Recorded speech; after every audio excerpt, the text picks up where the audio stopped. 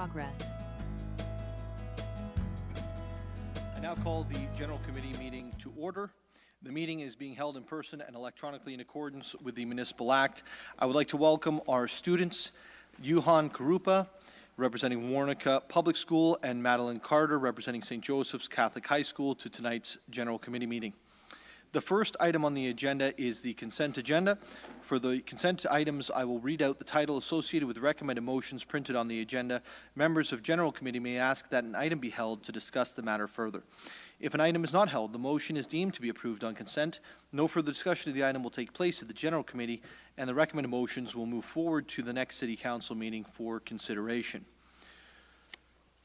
So item 4.1, which is deferred business, motion 23-G-194, referred by City Council on September 20th, 2023, extension to temporary use bylaw to permit agricultural use 15 Harvie Road.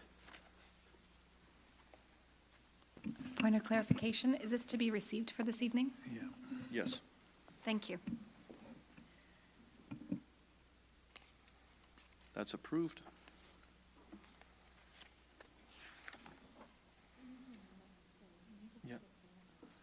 Yeah, absolutely.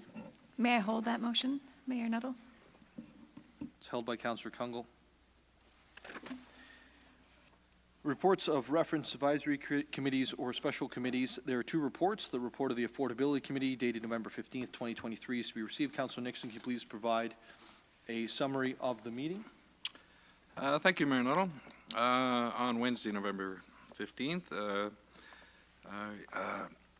meeting was called to order by myself at 6:02 p.m. We had the full Affordability Committee in attendance, as well as every other member of council was also present, plus 12 staff members. There were two items. The first one referred by motion 23-G-257, submission from Innovative Planning Solutions on behalf of Greenworld Construction, Inc., a report and master plan in support of community infrastructure and housing accelerator order -175, referring to 175-199 Essa Road and 50 Wood Street. The matter was recommended to General Committee for consideration of adoption at its meeting to be held tonight. I believe it's next up on the list. The second was a report of the Heritage Barrie Committee dated October 24th, 23, which was received. Meeting adjourned at 6:52 p.m. Thank you. Thank you, Councillor. The Affordability Committee recommended the following motion as outlined by Councillor Nixon. The 23-G-257 submission from Innovative Planning Solutions on behalf of Greenworld Construction, Inc., report master plan in support of community infrastructure and housing accelerator order 175 and 199 Essa Road and 50 Wood Street. That's approved. We'll now go to 5.2. Pardon, sorry. Were we at AF1, sorry? Yeah, I want to hold that, sorry, pardon me. Hold? Yes. Sorry. Yes. It's held by Councillor Harris. Thank you.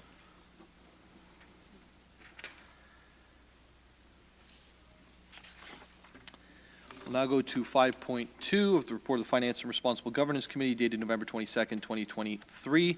It's to be received. Councillor Harvie, can you provide a summary of the meeting, please? Yeah, thank you, Mayor Nuttall. Committee met on November 22nd. We started off with a budget presentation from our Chief Financial Officer, Craig Miller, going over at a high level of both the operating and the capital plan. The one thing that really stuck in my mind was the projected capital plan of $691 million, which is obviously a big number for us to be dealing with in comparison to what I've seen in my previous years. But again, we are a growing city, and obviously we have to grow with it.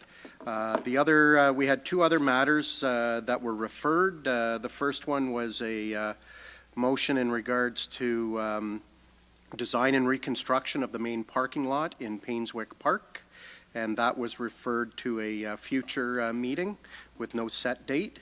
And then the other item that was referred was circulation memorandum concerning this week in Barrie, legislative ads in Barrie today, and that was put over to a meeting to be held in February of 2024. Then we got into the meat and potatoes of the of the meeting, which was the budget, and through amendments presented by yourself, Mayor Nuttall, brought our operating down to 0.007%.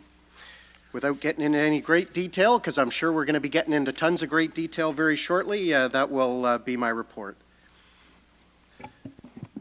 Thank you so much, Councillor Harvie, for the update. I'll go right into the motions that were recommended by Finance and Responsible Governance. FRG 1, referred by motion 23G256, a general committee on November 1st. Circulation memorandum concerning this week in Barrie legislative ads in Barrie today. That's approved. FRG 2, referred by motion 23G269 at general committee on November 15th, 2023. Investigation, design, and reconstruction of the main parking lot in Painswick Park. That's approved. FRG 3, 2024 Business Plan and Budget, City Operations and Infrastructure Investment Funding. Hold, please. That's held by Councillor Harvie. Just going to make sure we don't have anything else. That is it. So members of council, we're going to deal first with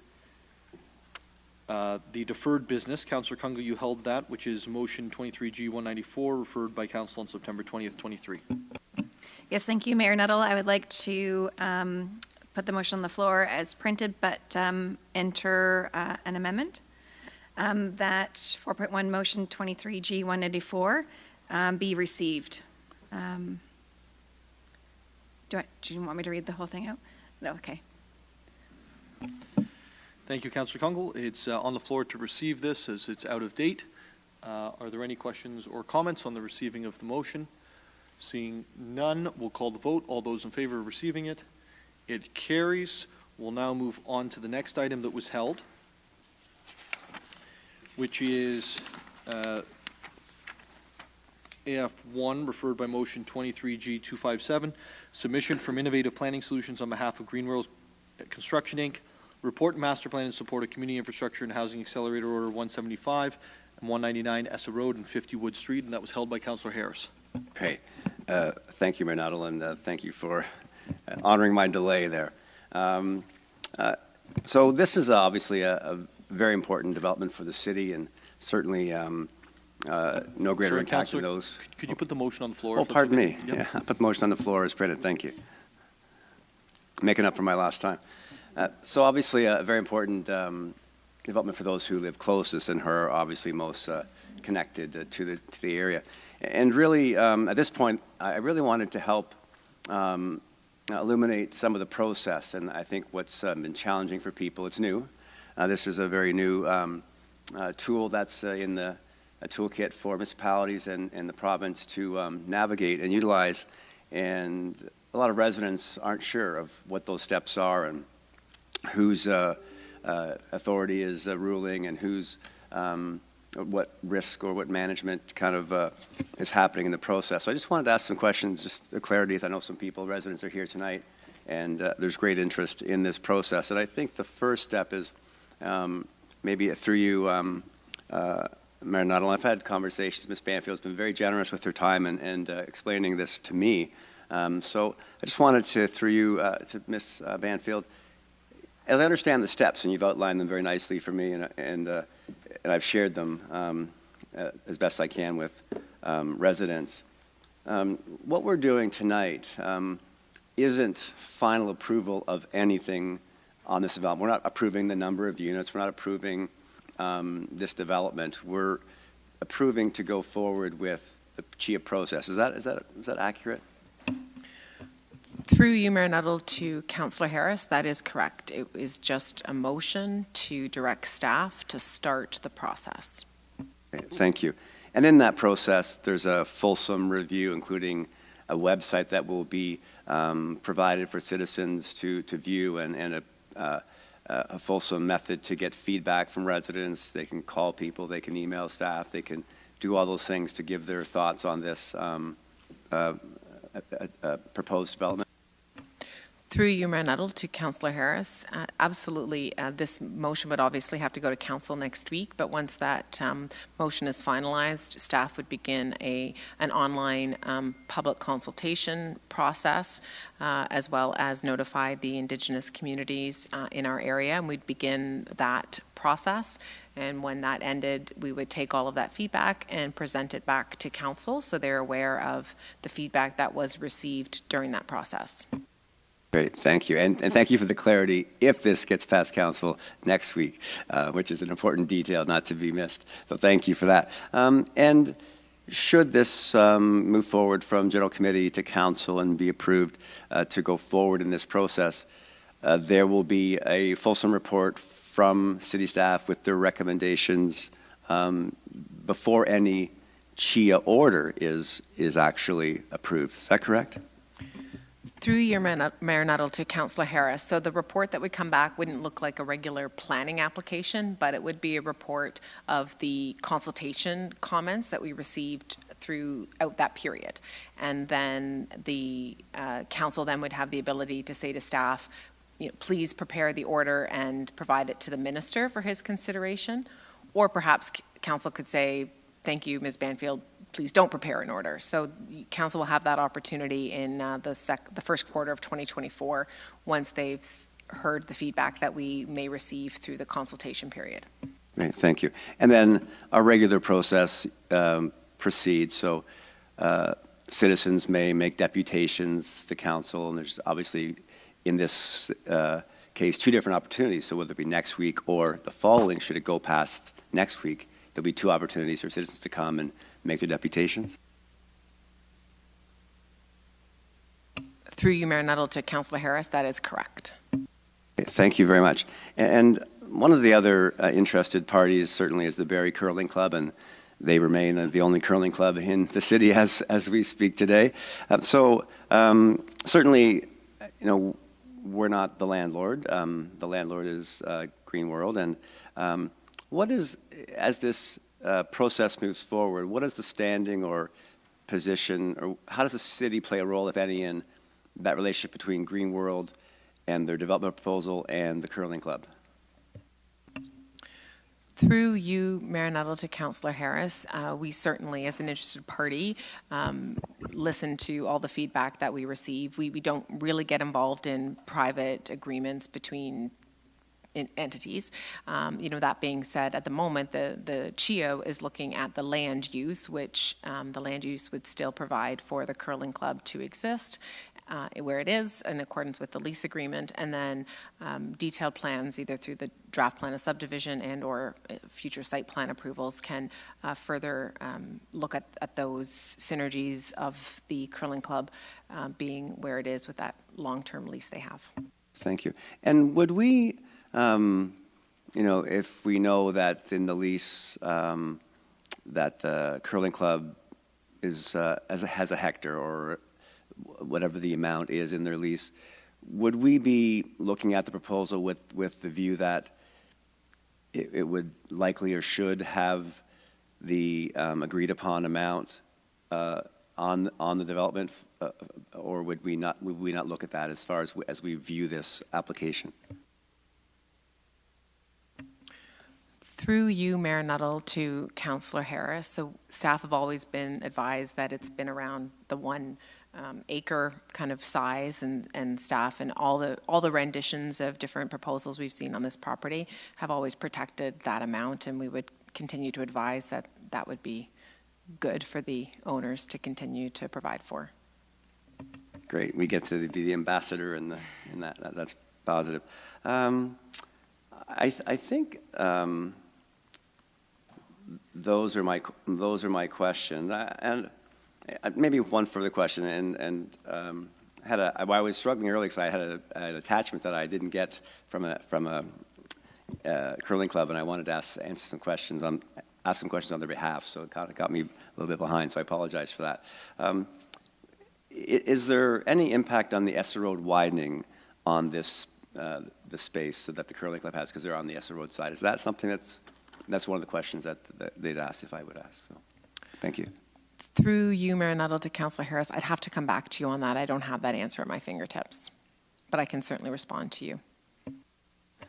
Thank you. I thank you for, and I know we've covered a lot of this ground, but I really want the residents and those involved in this site to understand to the best that we can what this process is, because it's new and there's a fear, and some, unfortunately, knowledge is power, and when fear is there, people kind of get misinformation. All of a sudden, we're giving away the responsibility to plan this site to the province, and we're not doing that. And I think it's really important, and it's really positive to see the first time in the developments that I've ever seen for this land have a school area for it, so which is wonderful. And I think there was an interesting Ministry of Education document that we all saw that talked about how to better use land and schools and modernize school development. So thank you. I'll have more questions. I'm sure you can expect that, and so will residents as this process moves forward. So thank you, Council, for indulging me with all these questions. It's an important and it's been said before, a gateway site for our city. It's a really large proposal, and it has some interesting qualities, and obviously for some concerning qualities, and that's just the nature of the game. And we look forward to seeing what staff come back with, should this move forward from General Committee into Council as a recommendation. And then we'll decide about whether you do the CHIA order. So thank you very much. Thank you, Mayor Nuttall. Thanks, Councillor Harris. Any other questions or comments with regards to the motion? Seeing none, Madam Clerk, I know I've got to say it later if you can remind me, but with regards to what Councillor Harris was referring to, there's going to be on one of the lists, one of the circulation lists, when would it be dated? Through you, Mayor Nuttall, it would be tonight's circulation list that you would like to add it to? So I'm adding it to tonight's, which will show up tomorrow. An item which is a directive from the Ministry of Education to the school boards, essentially saying that there needs to be some innovation, especially in urban schools, on the efficiency of land use. So either find a way to be in buildings, or find a way to be on a smaller footprint, or co-locate between the different boards to allow for an efficient use of land. And that's actually, this really does draw out why the province needs to be the decision maker on this project, which is we've got school boards saying one thing, we've got the Ministry of Education saying another, we've got the MTO talking about traffic and flows on and off the highway, we've got the Ministry of Housing and Municipal Affairs talking about the need for housing everywhere, always, all the time. And so we are a regulator over the land use on the local level, but really these questions and these competing priorities, if you will, are not ours.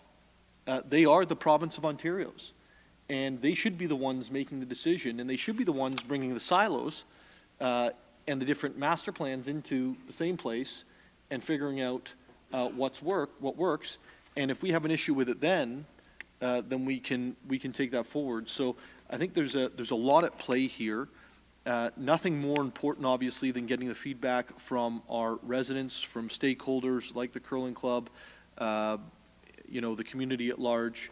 But there's a lot of big ticket questions that need to be answered by the province of Ontario before we know what happens at this location. With that said, I'll call the vote. All those in favor? And it carries. Going to move to another big ticket item, which is our budget that was held by Councillor Harvie. So Councillor Harvie, the floor is yours. Thank you, Mayor Nuttall. I'll put it on the floor as printed, and I do have two amendments. Now, I guess just to kind of sort out how you would like this to occur, will we do operational first and then do capital, or do you want it all blended together? What's your preference?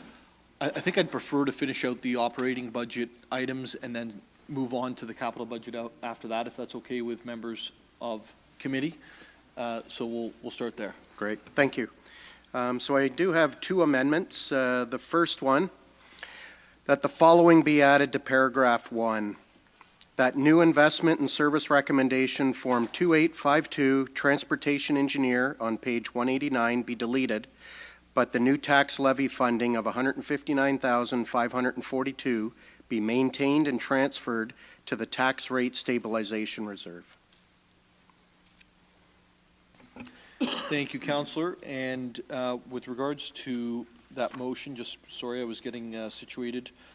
Which item was that again? Can you just read it out one more time for me? Transportation Engineer. Perfect.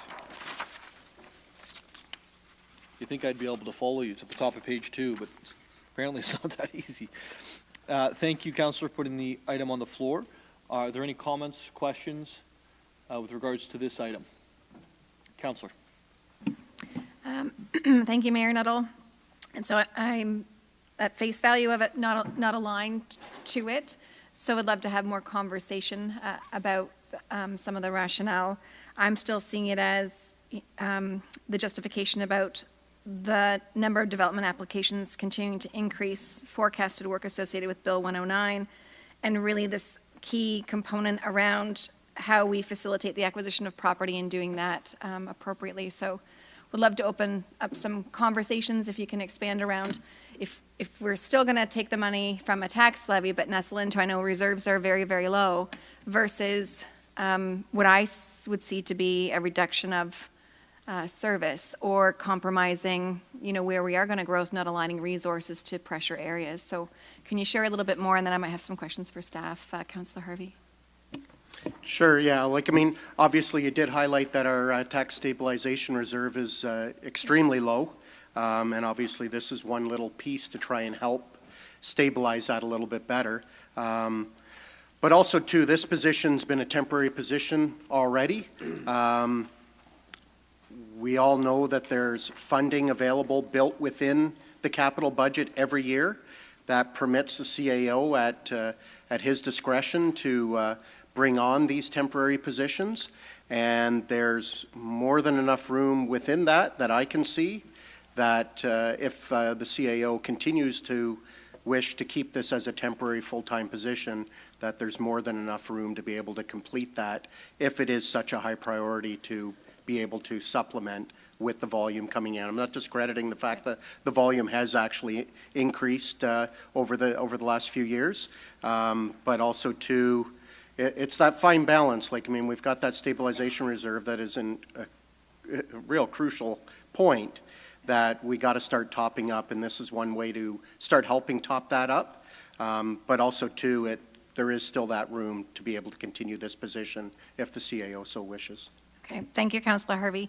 So my next question, I'll redirect to staff, because we did have really great lengthy conversation last meeting. And for me, I think there's still opportunity to clarify what is the lived reality when we talk about temporary positions. So we know we've historically asked staff to gap.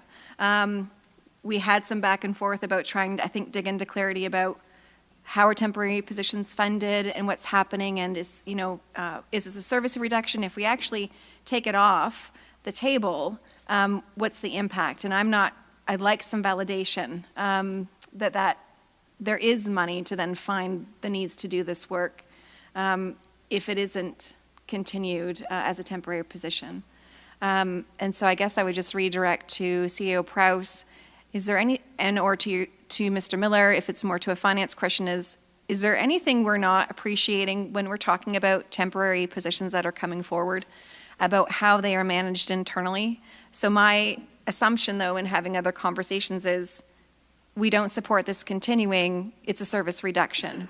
There is no money to find the replacement of the effort of this work in the next calendar year. Through you, Mayor Nuttall, to Councillor Kungle and members of committee.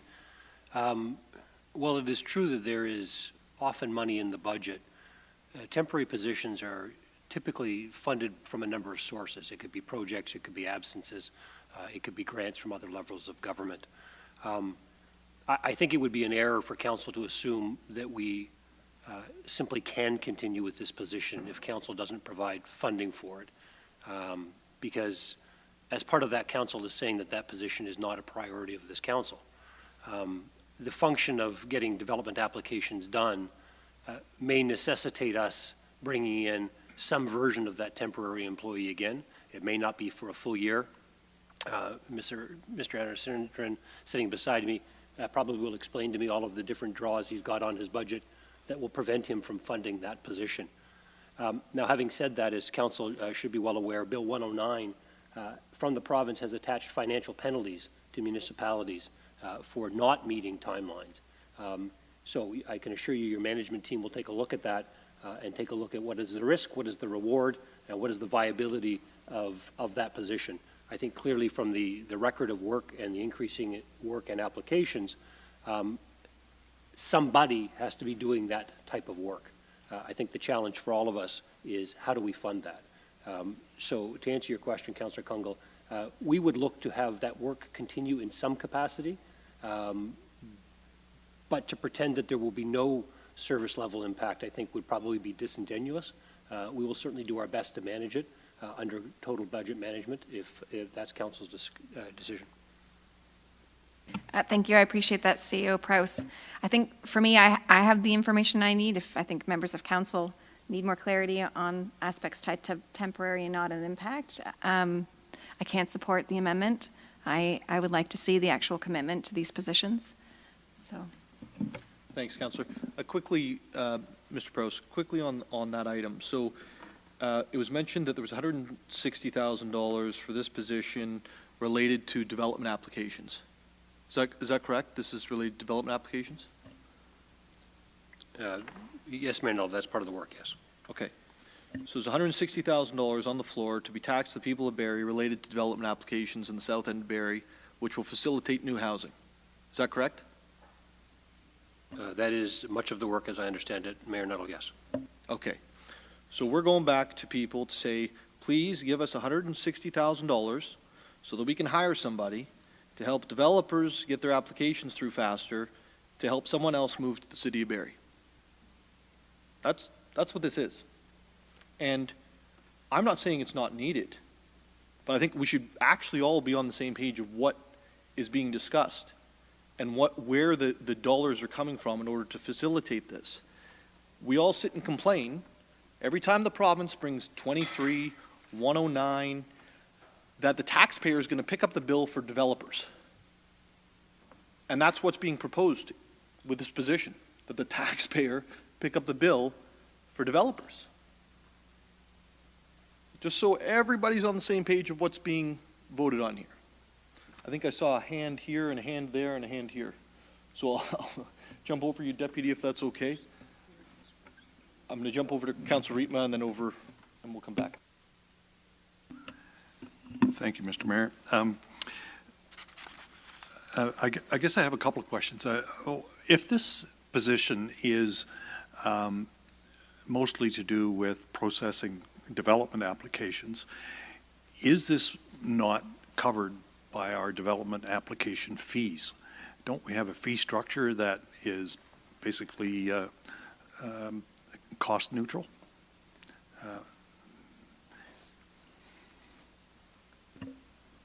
Mayor Nuttall, I think that Mr. Miller, are you best positioned to answer that question? Feel free to punt. I'll punt it over to Ms. Panfield.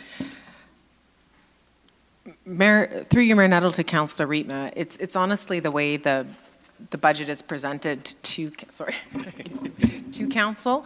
Absolutely, if you look at the operating budget of development services, we do see revenues in there, and we have had increased revenues.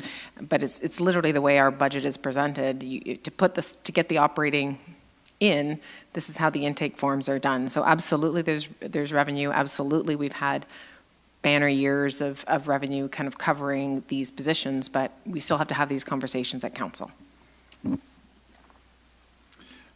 Just a follow-up to that. We have a person in this position at the moment, and I'm assuming that person is getting paid, not doing it for free. And so the request here is make that person permanent. But there's also the request with that for an additional $160,000-ish. It seems to me that we already are paying that person. I don't understand why there is now a request for an additional amount. So help me with that. Councillor, I think I can actually answer that based on CAO Prowse and I had a conversation following the meeting last week. So in the previous budget, it was approved out of essentially reserves. So it didn't fall into the operating budget and taxation supported positions because we used a reserve to pay for the interim, short-term position. So when it comes forward to this year, that reserve, we could choose to dip into another reserve, although Mr. Miller will tell you there's no reserves left, and fund it again that way. But the moment we pull it into the operating budget, we had only approved one-time money for the year, which was 2023. So what staff are saying is, well, let's make this a permanent position, move it into the operating budget, and make it tax supported. Sorry, Mayor Nuttall, if I can just jump in as a point of clarity. You and I discussed a number of positions. I believe on this specific position, it was a very similar discussion. However, I believe the funding source was actually a provincial grant, not a reserve. We did discuss some other positions. My apology. I didn't want to have it misstated. But Mr. Miller can probably confirm or... Yeah, so through you, Mayor Lehman, so there's a bit of history on this position because it was critical. It was initially funded as a need during the COVID years. There was some grants given to municipalities. COVID money helped fund this position. Then last year there was an intake form trying to, I think, make it permanent again. Council did a motion to fund the position from, I believe, the reinvestment reserve last year. So this position, as our process is on temporary roles, you need to start and an end date. So last year's end date that was approved was December 31st. So there is no revenue source in the base to fund it. That's why it's being asked for the tax capital reserve. And your earlier question about the growth revenue fees, there is a growth reserve that is really negative. So the money's still being paid into us, but we don't have the funds right now to fund that from growth. Hence why it's being recommended from the tax cap, the property tax reserve. So there's no money in the base to fund this position.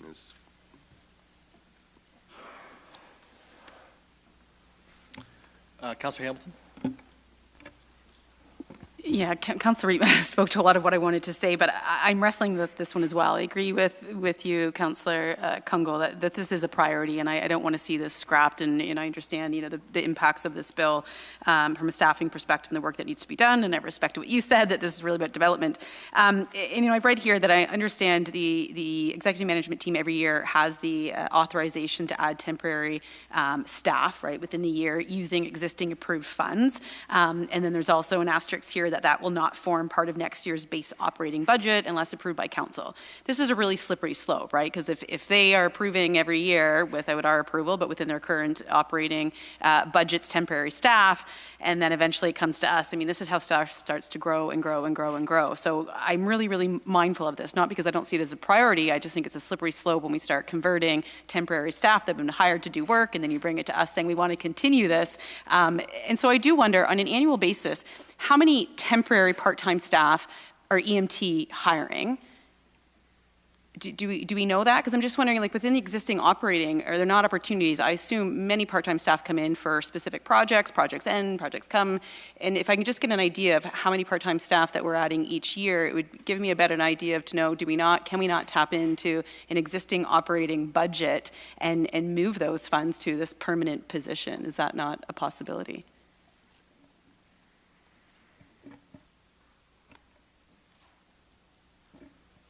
If I don't have an answer, sorry, on the number that temporary that we have right now, I think we might have provided one in the Q&A. I don't know if...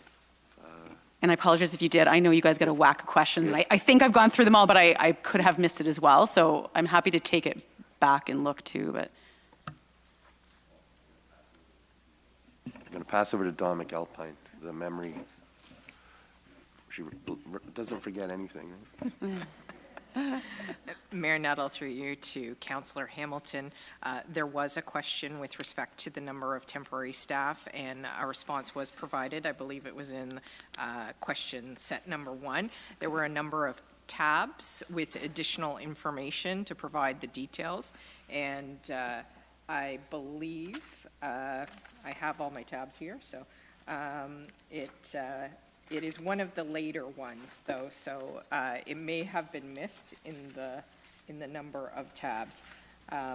But those additional positions, I believe it's number 11 in budget question number 1. So there are standing temporary positions, such as in recreation and culture, to provide instructors, and then there are temporary positions that are, the standing positions are more of a pool of funds, as highlighted in the tab 11. And then there are temporary positions that are either project or specific timelines associated with them. So tab 11 identifies the number and the value associated with those. I see that, thank you, and through you, Mayor Nuttall, so I'm seeing here the total non-permanent positions budget, it was about $10.5 million for 2023. So I guess that's where I wrestle, right? I feel like we do have a pretty large budget attributed to part-time contract type positions, and I just, again, hitting the taxpayer with this just doesn't sit well with me. I feel like there is room within this existing budget to make some of these funds and turn this into a permanent position if that's a priority, but I'll sit back and review some of these numbers while we finish the dialogue to make my decision on this one. Thanks. Councillor Corser. Through you, Mayor Nuttall, I guess this would be directed to Mr. Arnasundran, I believe. Anyone else can jump in. For that department, the Infrastructure and Growth Management Department, are you fully staffed in that department currently?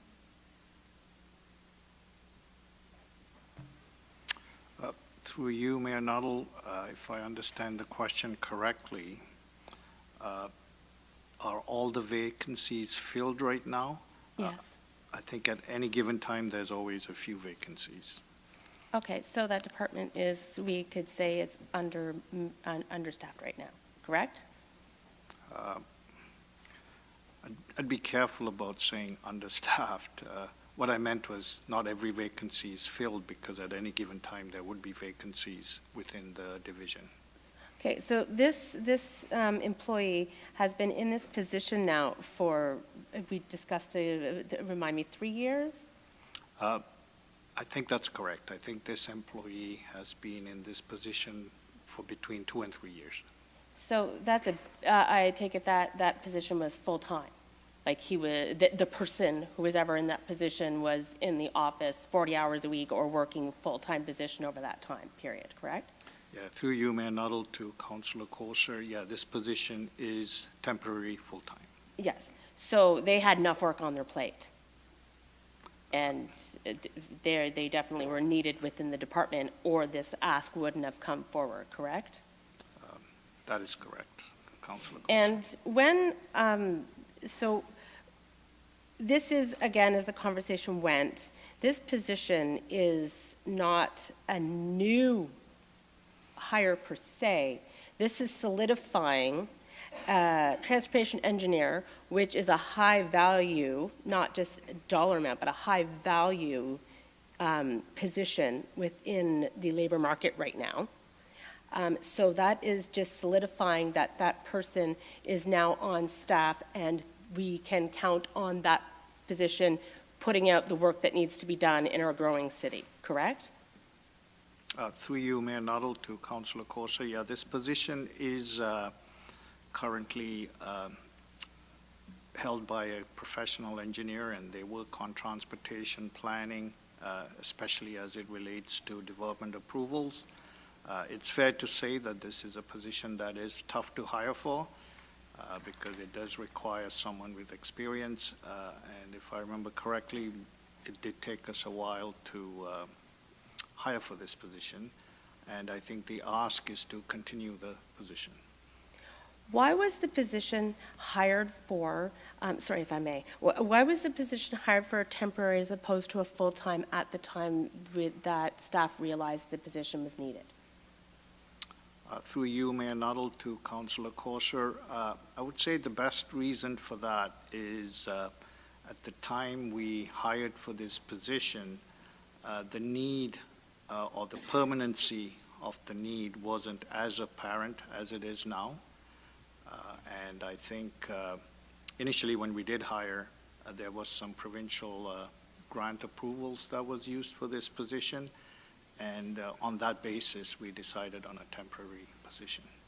So, if I may, for the added pressures on this department with the build new homes faster, all the legislation and asks from the province has put a lot of pressure on this department. I have to assume the growth management department must be working a little hard working in the sense. The point I'm getting to is we're already paying this position. This position is needed, and the ask is actually just a transference from a part-time position that is a high-value job role in the job market, like whether it be public or private sector, to secure that position within the city. So I believe that this is absolutely a valid ask, and I don't support taking this off the budget at all. That would be my comments on that. Thank you.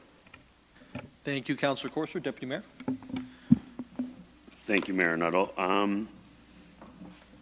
Through you to Mr. Arendra, you had mentioned that your department it has vacancies and very seldom is it fully staffed to the complement of the budget. So you have a budget for a full ensemble or a compilation of staff, correct? If every vacancy was filled, the budget is already there. Is that correct? Through you, Mayor Nuttall, to Deputy Mayor Thompson, that's correct. Okay. So if the importance of this is based on volume today, would it not take the current budget of the vacancies that you have to cover the cost of this and keep it as a temporary and maybe due to salary gapping, that we would keep it like which we're already doing, but the vacancies are already, doing very well with and functioning. If this is an important position, could we not use the current budget to fund this with the vacancies you have? As we know, the development looks like it could slow down, and I think some of the numbers we are seeing that. And maybe this is a question for Miss, I'll pronounce it wrong, Donato. Once you hire somebody in a full-time permanent position, if there was ever a slowdown in the market, and I think I know the answer to this, and I don't want to be harsh, but if you had to remove them, it makes it a little bit difficult through the corporation if, there was a lack of work, and I know there's layoffs and stuff like that, but if it was contract-based, you would just let the contract expire, and there would be just thank you for your service, but there's no longer a need. Is that correct? Through you, Mayor Nuttall, to Deputy Mayor Thompson. Yeah, that's correct. When we have a permanent employee, should we no longer need the position, they would be entitled to either their ESA entitlements or their severance under their collective agreement. Yeah, so I struggle because I do know the importance, and I think, if I remember correctly, this was brought to us with provincial funding, and I think it was for the interpretation of Bill 109. I think we hired 3 or 5 to help us navigate through the regulations and stuff. But with them already having some vacancies and the uncertainty of the housing market, I can support this amendment as written and hope that extending the contract with the vacancies we already have to cover the funding, and if we realize, and the vacancies are filled, I think there would be enough time next year to maybe bring this back forward and we can reevaluate at that time. Thank you. I'm going to go to Councillor Morales because he hasn't spoken, and then I have Councillor Hamilton after that. Councillor Morales. Thank you, Mayor Nuttall. Quick question to staff. So if this amendment passes, is this what is currently right now a temporary position, does it continue temporary or does it cease to exist? Just very clearly. There's lots of technical HR nuances in this, so I just want to be abundantly clear. Through you, Mayor Nuttall, to Councillor Morales, as CAO Prow said, I think we would continue to try and fund this position, and I think it would be on a temporary basis unless the permanent position was approved. Okay.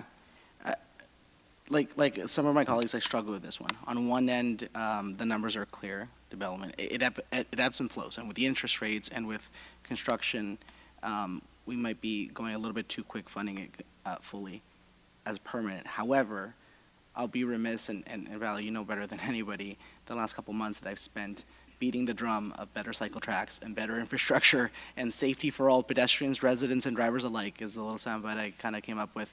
I'd be remiss if I went almost against that. And I know there's staff here who, in the stands, thank you for being here at 7:50 p.m., who I was tough on, fair but tough, with pushing policy, trying to get to the best outcome possible, and did all that. And then I'd hate to send a message that I'm going to put up my hand and say, nope, I don't value this. So struggling with this one.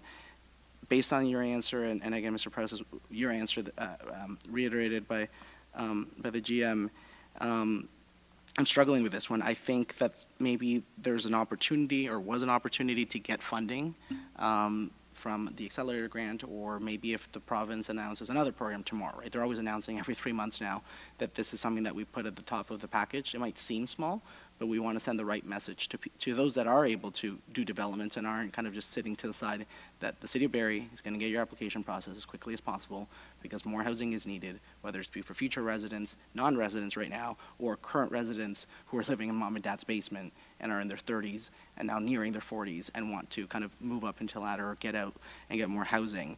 And this goes towards that. So I'm struggling between making it permanent and backing the work, or maybe taking the foot off the gas and waiting for this next 12 months to see where the market is, because it's not typical to be in a market with the interest rates that we have, with the changing factors, the increases in supply, the unpredictability of the supply chain, and even labor for construction. So I'll wait for some of the other comments of my colleagues.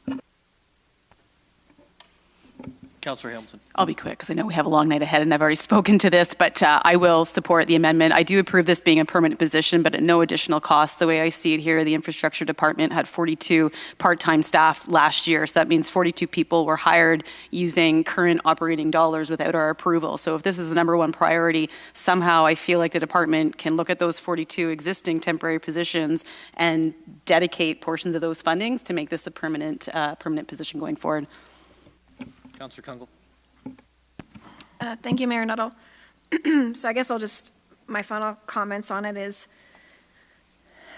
well, I'll have to start with a question. For the sake of what we're basically trying to not fund it because we don't like where the dollars are coming from, is what I'm hearing, but we're valuing the position. We know it's needed resources. There was reference to us potentially being in a situation where if we're not meeting the expectations from a timeline turnaround, that we will be experiencing penalties, which are financial. Is there any information you can give us about, the significance of penalties that we would experience if we actually don't keep capacity to be responsive to the workflow? Through you, Mayor Nuttall, to Councillor Kungl, I think the new regulations, I think Bill 109 and Bill 23 imposes penalties or refund of planning fees if the city does not process development applications within the prescribed timelines, and some of those refunds could be substantial. I think previously we had provided some amounts as to what the risk to the corporation might be. So that would be a risk if this position did not exist. Okay. And thank you. And I hear the conversations about, we value it, but find it through other temporary dollars that you've got hanging out through other temporary staff roles around how you manage your budget. That's what I'm hearing. But I guess I would say the dollars, have been utilized. It's a staff position that is a high value add asset in a technical role that terms out December 30th.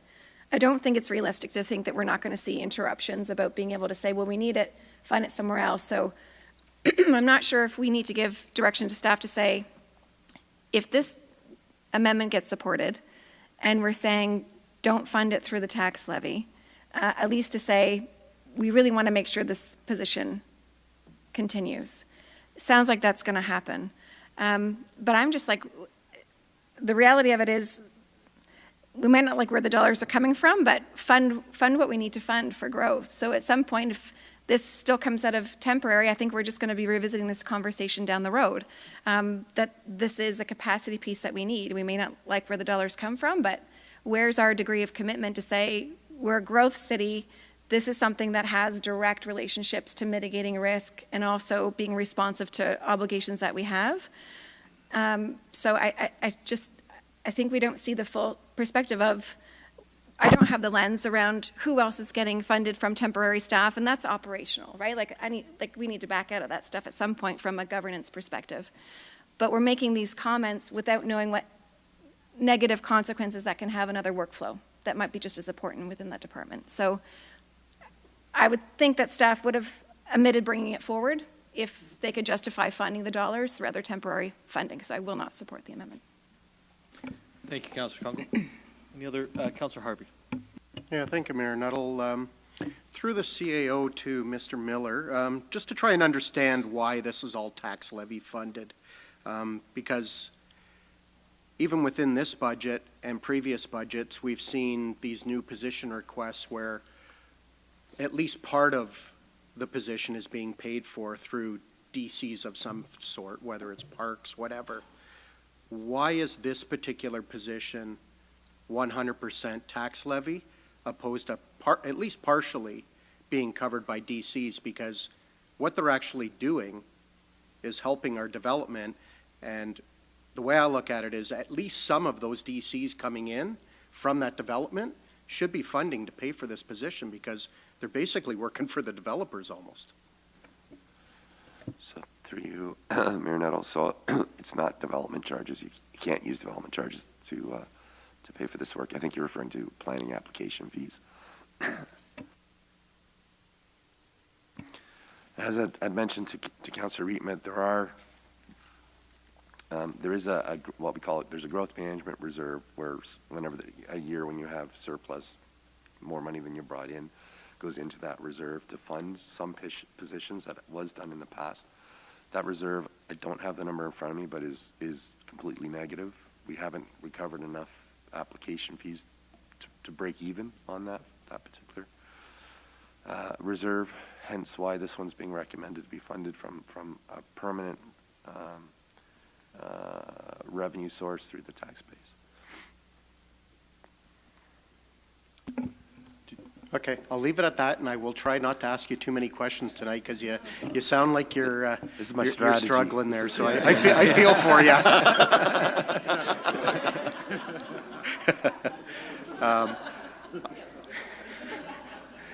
All being said, though, the reality of it is, I get it. There's someone in this position. It's obviously difficult. You're talking about someone that's already actively in a position. It's not like this is a new position that someone's not sitting in, and unfortunately this is all on TV, so the individual could be sitting here watching us have this discussion. So it's a little awkward for us, to be quite honest with you, because you're talking about real lives in the middle of this too.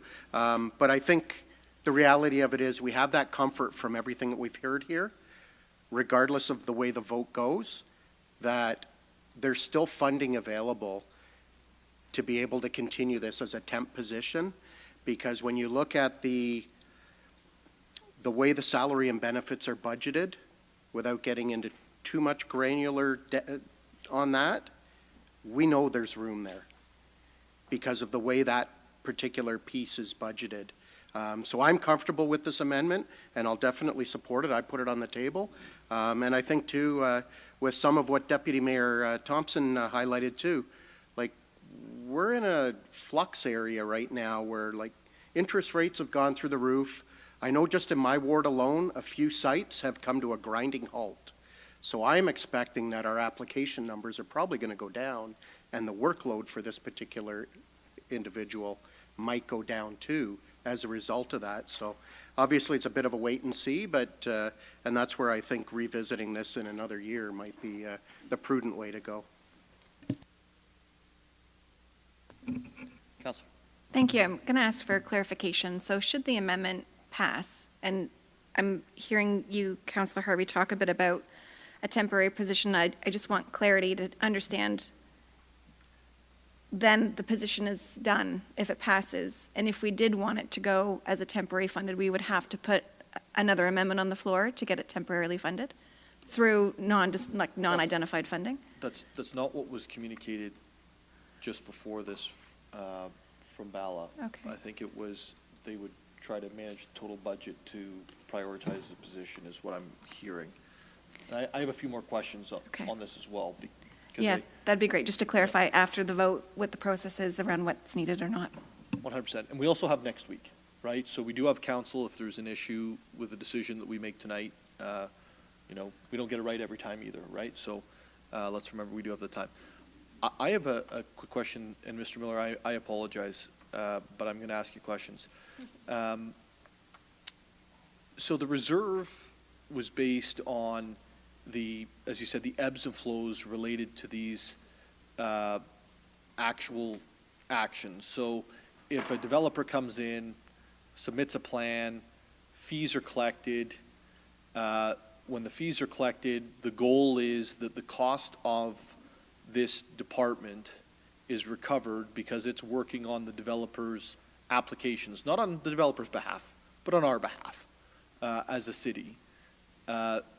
Therefore, fees collected, and it should essentially, based on what Ms. Banfield was saying earlier, the fees should essentially offset these positions. Is that correct?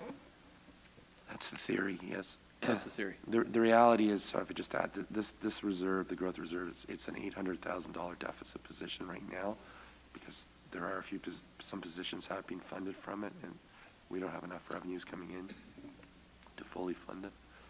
And that's, so you just said it, and that's what I was trying to get at. You know, if the position is that important and it's fed, literally financially fed by the applications coming in and dealt with, then there should be some sort of close to, you know, balancing out. But it sounds like the input of applications doesn't support the outgoings of salaries plus all other expenses, not just salaries, but salaries plus all other expenses in that area. So when we consider the application fees coming in, it's actually not offsetting it. And that was, I think, something that kind of stuck out for Ms. Banfield was, yes, there's fees associated with the position because the fees come in for the department as a whole. And I think that goes back to managing the entire department and managing the department that's overseeing the applications coming in, where clearly we're not offsetting the costs enough to the point where it balances out. And that's an issue. That's an issue we have to figure out. It's either we're not charging enough, right? And, you know, I can hear the development community screaming from at home right now, or we're overstaffed. And I don't know which it is. I honestly don't. The other piece that I wanted to leave is this, is that, you know, we get a lot of pressure from the provincial and federal governments right now. In fact, we have been very effective on the provincial level. We had conversations over the last couple of days with the federal folks as well. And I think we've been very effective there. We had the former housing minister in town twice. We had 2 sets of delegation meetings with the housing minister on top of that on the federal level. And so I think we've been very effective at being in the conversation by the decision makers regarding housing at those levels. But this position literally started because it was a provincial grant that's now disappeared, right? Whether it's disappeared as a whole or it's disappeared for us, it's no longer something we're tapping into. And I think for me, what I would like to see over the next little while is when we get those funding pieces, and the CEO is actually, to be fair to him, he's actually said this to me, like, when we get those funding sources we know are coming, we may have to make some decisions on staffing up to meet the commitments we've made inside of the applications for the funding themselves. In fact, the funding applications, I think, outline positions that we need to hire in order to meet the requirements of those applications. And so this piecemeal one-off staff member versus the global plan, for me, like, I want to see the global plan funded and then bring those dollars into the equation and then make these types of long-term decisions. But imagine the federal government, minority government falls tomorrow, new regime comes in, and the NDP forms a government, they decide that they don't want to go with that program, they want to go with something else. We've now just hired a one-off. We haven't secured any funding. We don't have anything long-term and sustainable. The province we haven't received a dollar from yet. We're arguing over what the actual outcomes are for the city of Barrie in terms of new housing. And therefore, there's a whole lot of questionable funding at the moment related to this specific area of the corporation in the city of Barrie, which we've been so incredibly effective of and been given praise by the provincial government for. So I think there's a lot going on. It's hard to parse it down into one position of $160,000, but for me, I want the global conversation, the long-term conversation that includes the feds and the province, recognizing the city, not just by saying we're doing a great job, but by writing the checks that we've seen others receive. Did you have any more questions on? Okay. Any other questions? Okay, and we will call the vote. All those in favor of the amendment by Councillor Harvie? And all those opposed? And it passes.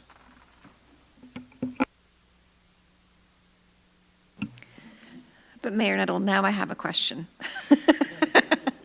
Now you have a question. And so if I can, through you, to then ask to staff, what was the impact of that motion? So I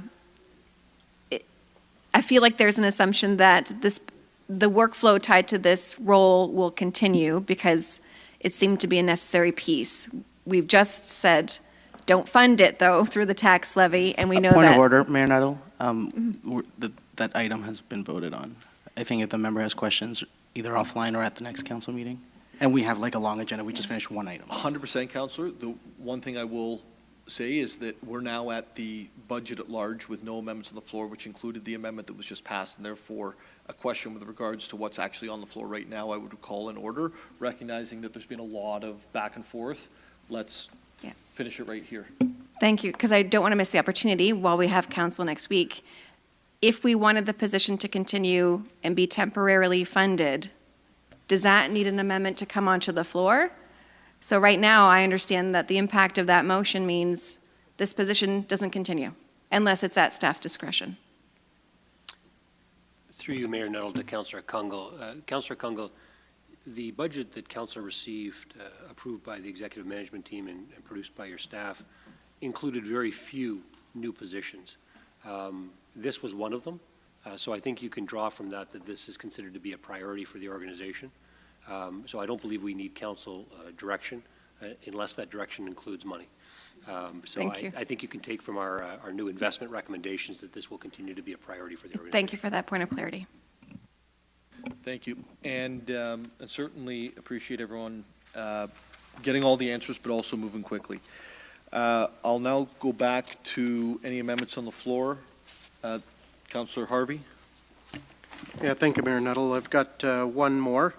That the following be added to paragraph 1, that only the gardener position be approved as part of the new investment and service recommendation, Form 2828, Parks, Horticulture, and Forestry staff, page 191, at a budget amount of $102,303 funded from the tax levy, and B, that $34,000 be added to the operation department's overall budget for seasonal and temporary staff funded from the tax levy, and C, that the remaining tax levy funding amount of $173,966 be approved and transferred to the tax rate stabilization reserve, and also that the following be added to paragraph 9, that the capital costs identified in capital project RFP 1179 Parks and Forestry Operation New Fleet Service Growth for the years 24 and 25 be deleted.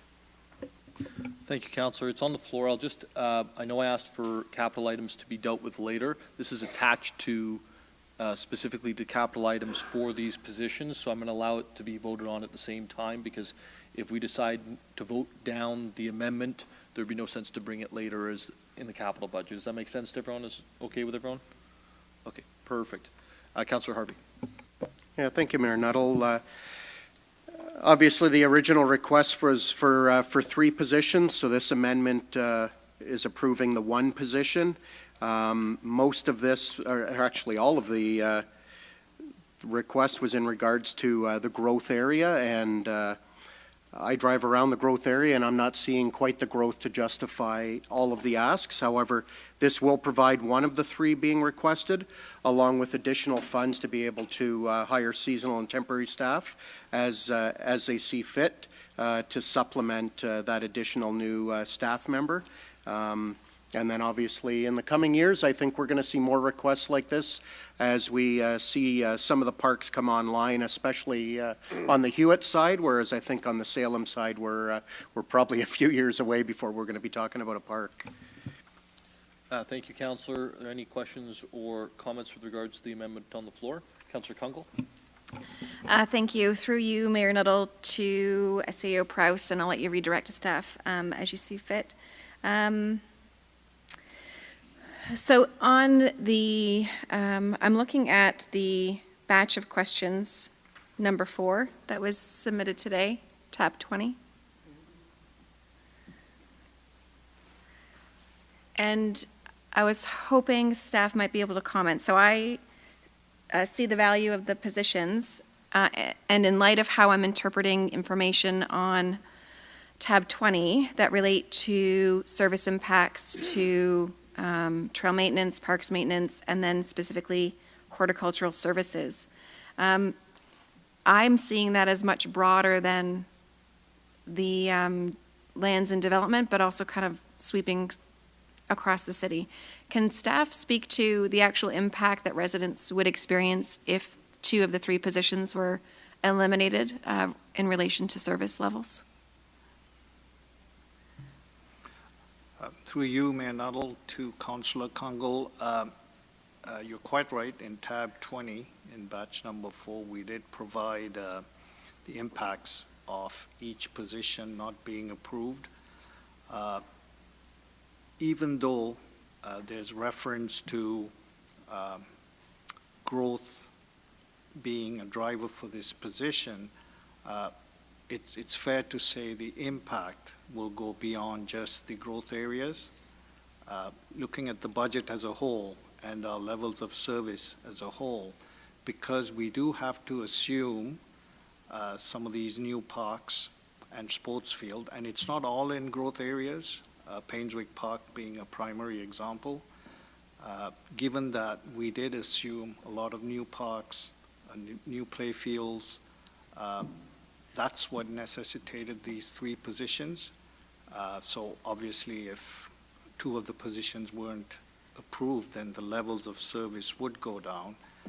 And that would include various parks, some services along the North Shore Trail, ability to maintain some of the new trails that are assumed or some of the existing trails. It would include vegetation maintenance. So it would have a service level impact. Thank you, and I asked that because, I mean, this is probably one of the highest areas from a resident request and impact is loving where you live, and a lot of that has to do with the standard of cleanliness and appeal, but also, I think, of all of our parks and green spaces too, that to me this touches. has a lot to do with inviting people into the outdoors, and we talked about that through COVID, right, health and wellness, and we've looked at increasing rates and affordability. So the most affordable way in which I think we can promote well-being is bringing people into our outdoor spaces. And so I am concerned about aspects that could compromise, I think, a level of service that residents are used to, and or a level of service that I think reflects Barrie being a beautiful place to live. So in that, like, for me, I see this on a deeper, broader scope, and I guess my next question might be, is there anything we should appreciate, and I'm going to go back to last term and reference to, at that time, I think it was around 2019, there was a separation of departments. So I believe Parks and Forestry separated into some staying in operations and some staying in planning. And to me, these positions are more on the operations side and not necessarily those that I think might see more benefit if they're tied under planning and we see infusion of dollars provincially or federally tied to housing and what that might be able to complement around landscaping design and other aspects. But can you help us build an appreciation for if there was any type of additional FTE or allocation when there was a division of departments? And in general, my perception is that over time, especially through COVID when we were making cuts, usually this type of department is the first to go. And I say that only because it might be more vulnerable about whether or not we fund it or choose to fund it, because service standards have to be met in things like road operations and snow clearing and other pieces. So I want to be mindful about, do we have a full picture of whether or not we've actually supported growth in this area over the last couple of years and through COVID? And now we're kind of identifying that you want positions and you're saying they're necessary, but are we undervaluing them in any way because we don't appreciate, I think, how that department has been changed and or the pressures around operating? CEO Press. I was just looking for volunteers around the table. I'm not sure I saw it. So I It think looked like an island over there. Look away. If I can, I'll take a run at it. Maybe Bala can jump in if need be. Members of council, the questions that were circulated to members of council under batch 4 also spoke to the impacts of making a deletion similar to this. Now, I would say in fairness, I think Councillor Harvie's amendment is slightly different from that question in that he has put back in $34,000 for seasonal or temporary employees, which would certainly mitigate some of the impacts of that, but not completely. I think the question and answer also indicates that we haven't added staff in that area since 2017 for a growing municipality. And to be blunt, it comes down to a council decision. You can't continue to get, pardon the expression, blood from a stone, but service levels across the community rest with council. And it's council's comfort for those service levels that you are actually discussing and debating tonight. So while we would continue to do our best to stay up on all of these areas, and the additional of $34,000 if approved tonight would certainly help with some of that. There is that sort of risk-reward decision that only council can make.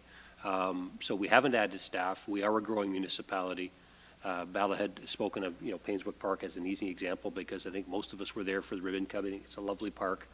But the grass doesn't mow itself.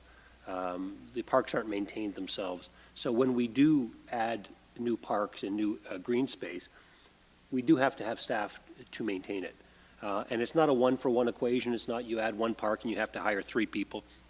And that's the challenge, because if you had that simple equation, we could just give you a grid and you would say this is how many staff we need. So there is the potential for some, I would describe minor service level impacts. Are they noticeable? Will you feel them? Will your phone ring from your constituents? I can't actually answer that question, Councillor Kungl, but it isn't going to be nothing, is I guess what I would tell you. But I think council has to do the balancing act of the risk versus the reward. And unfortunately, I can't really guide you in that conversation. Bal, I'm not sure if you had anything you wanted to add to that. Sure, through you, Mayor Nuttall. The only thing I wanted to add was in relation to the capital project. And I just wanted to say that the capital project has nothing to do with the 3 staff members. I think the capital project is required to replace aging equipment and, as part of our normal asset renewal. In fact, we've already put out some of the procurements related to that budget, so I just wanted council to be aware of that in relation to the capital project that's also under consideration here. So I think that might have been a cross then of information. So if we want to separate that out, I would certainly be open to that if the mover of the motion, if the mover of the motion would separate that out, take it as friendly. Yeah, by all means, I'll separate it. Perfect. So we're just speaking to the operating portion. So do I still have the floor, I believe? Okay. If I may, do we have information on hand that would give us a bit of a picture around how the size of our municipality would compare to another and the staffing resources that are supporting the type of work that we're expecting to be done in order to continue? I mean, the intake form speaks for itself around the growth of assets that we've been so successful in bringing on. We've been praised around the quality of our parks and some of the aspects that tie to residents being able to enjoy, especially more accessibility within our green spaces. But how do we compare to a like municipality from a staffing in this type of department?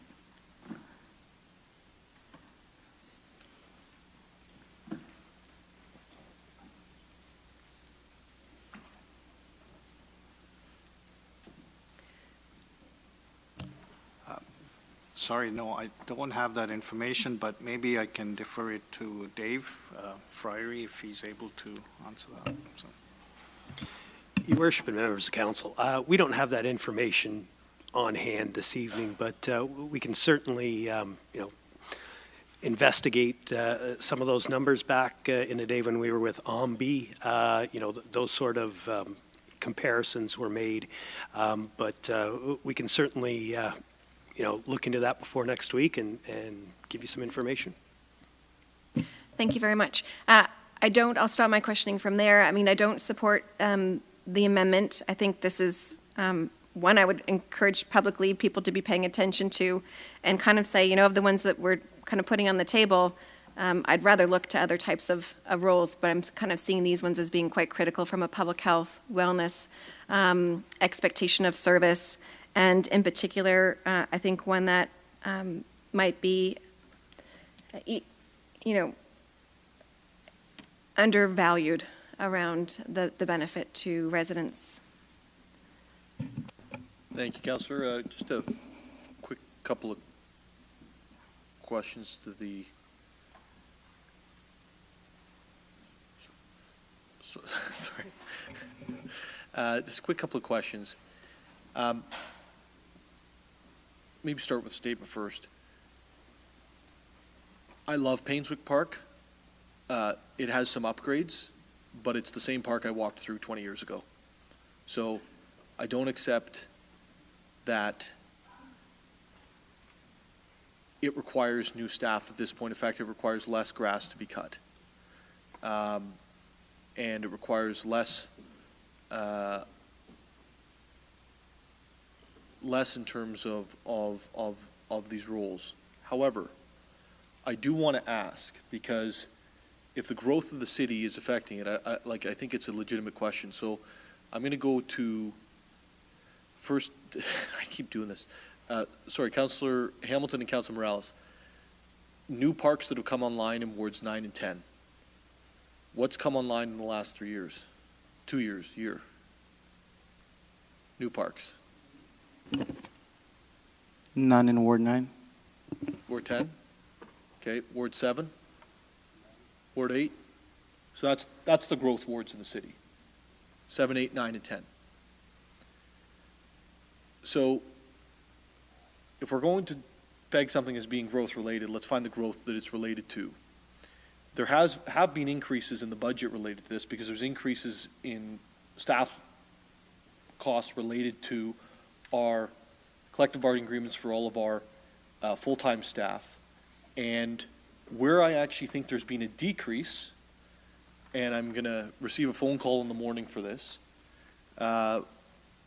where I think there's actually been a decrease is in the summer jobs from the federal government allocated to the city of Barrie. So I would actually like this to, where my kind of thought pattern is on this is, and this isn't going to facilitate everything that's in here, because this isn't all just going and cutting grass, so I'm not pretending it is, but if the idea is there's an impact to the community in the parks based on mostly what we would consider summer-related activities, flowers, grooming of all of plants, etc., all of that stuff.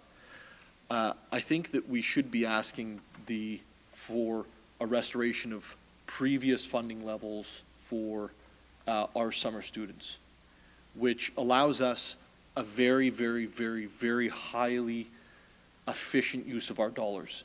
So for every dollar that comes out of the city, I think it's either half or 2/3 is paid for by, I see that, by the federal government. And those decisions are made in local offices. So I made those decisions as the member of parliament here for the north end of the city, not for the south. So I would like to see us request more from our federal counterparts in terms of keeping the city clean, keeping the city groomed, ensuring that our spaces are safe, and that we have enough young people working through the summer to do that. That doesn't make up for everything that's in this, and I don't want to position it that way, but it does go a long way towards it. And so where I see the $34,000, and I would even consider supporting a little bit more, because we can leverage that from our federal counterparts. If it's a minimum 50-50, which, Mr. James Reed, is it 50-50 or is it 2/3? I think I might push that question over to Christine Giannino. I don't have that information off the top of my head. Through you, Mayor Nuttall, I don't have that information either, not right now, but we can certainly get it for you. Okay, thank you. If we could maybe get that before next week, that would be really helpful. I should know it because I dealt with it, but I just can't remember. So I think that that's something where we could, for small levels of funding, whereas this is a relatively small impact over the large budget, for small levels of funding, we could actually pull in some federal funding and make up some of the difference. Not all, some of the difference. 50%, there's the number. We don't need to wait till next week. So for every dollar spent, we're leveraging a dollar from another level of government on that. Councillor Corser, and then are there any other? I'm not seeing anyone else, so Councillor Corser.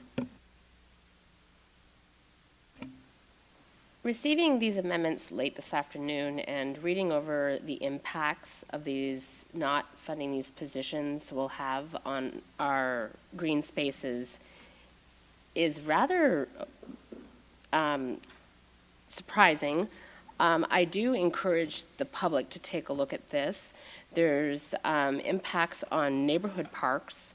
There is impacts to safety standards. I think that these positions, as the budget process goes, we send information out to staff to bring back a budget to us. And sometimes that budget includes new positions.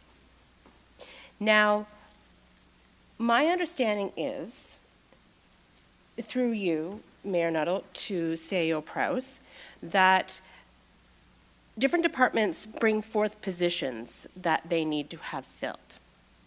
Then, as the conversation goes forward, the direction of council, the executive management team, then parses out further the amount of positions to ensure that it matches council's wishes or their requests for budget. So in my opinion, a lot of these things that come forward, I believe that we can have this discussion around the table, but I know that we are having challenges and in staffing. And when we're talking about the risk of closing parks, playgrounds, I have a real serious issue with this. Removal of the 3 lowest utilization of oldest playgrounds. This is a very interesting impact that these positions will have. If there is not a guarantee that this is not going to have impacts that is written here, I'm assuming this information is vetted and correct, then I cannot support this amendment. And I do encourage the public to take a look at this information. Thank you. Sorry, I guess it was more of a comment Yeah. than it was a question. Yeah. But I wanted to make it clear but I will ask a question, if I So may. you gave up the floor. I'm just Oh, going to did I? qualify what you said, and then I'll Okay. go back to you. Okay. Which 3 playgrounds are we shutting down this year because of these positions? Through you, Mayor Nuttall, if I can defer that to Dave Friery. Your Worship and members of the committee, we had a list of about 6 underutilized parks. So we had a utilization study, so they're older parks. And it would be up to staff. We would have to, review the 6 that are listed. They're in your responses in your package. So we haven't decided yet, but the requirement for playgrounds is they're regularly inspected. So even if we do look at, say, Painswick Park, it is going to take, a lot of hours to kind of go and make sure all that equipment is inspected and repaired. What I can tell you is this is called a growth intake, so it may have been misinterpreted a little bit. Previous years, we've indicated that this is sort of a right-sizing exercise. So this is growth that's already happened. It's not, we're not waiting for growth, so these positions will get us to where we need to be today. So in another 2-3 years, we'll likely be around, again, asking for more positions depending on the number of parks. But to answer your question about the playgrounds, we haven't decided on those yet. And when it comes to those facilities,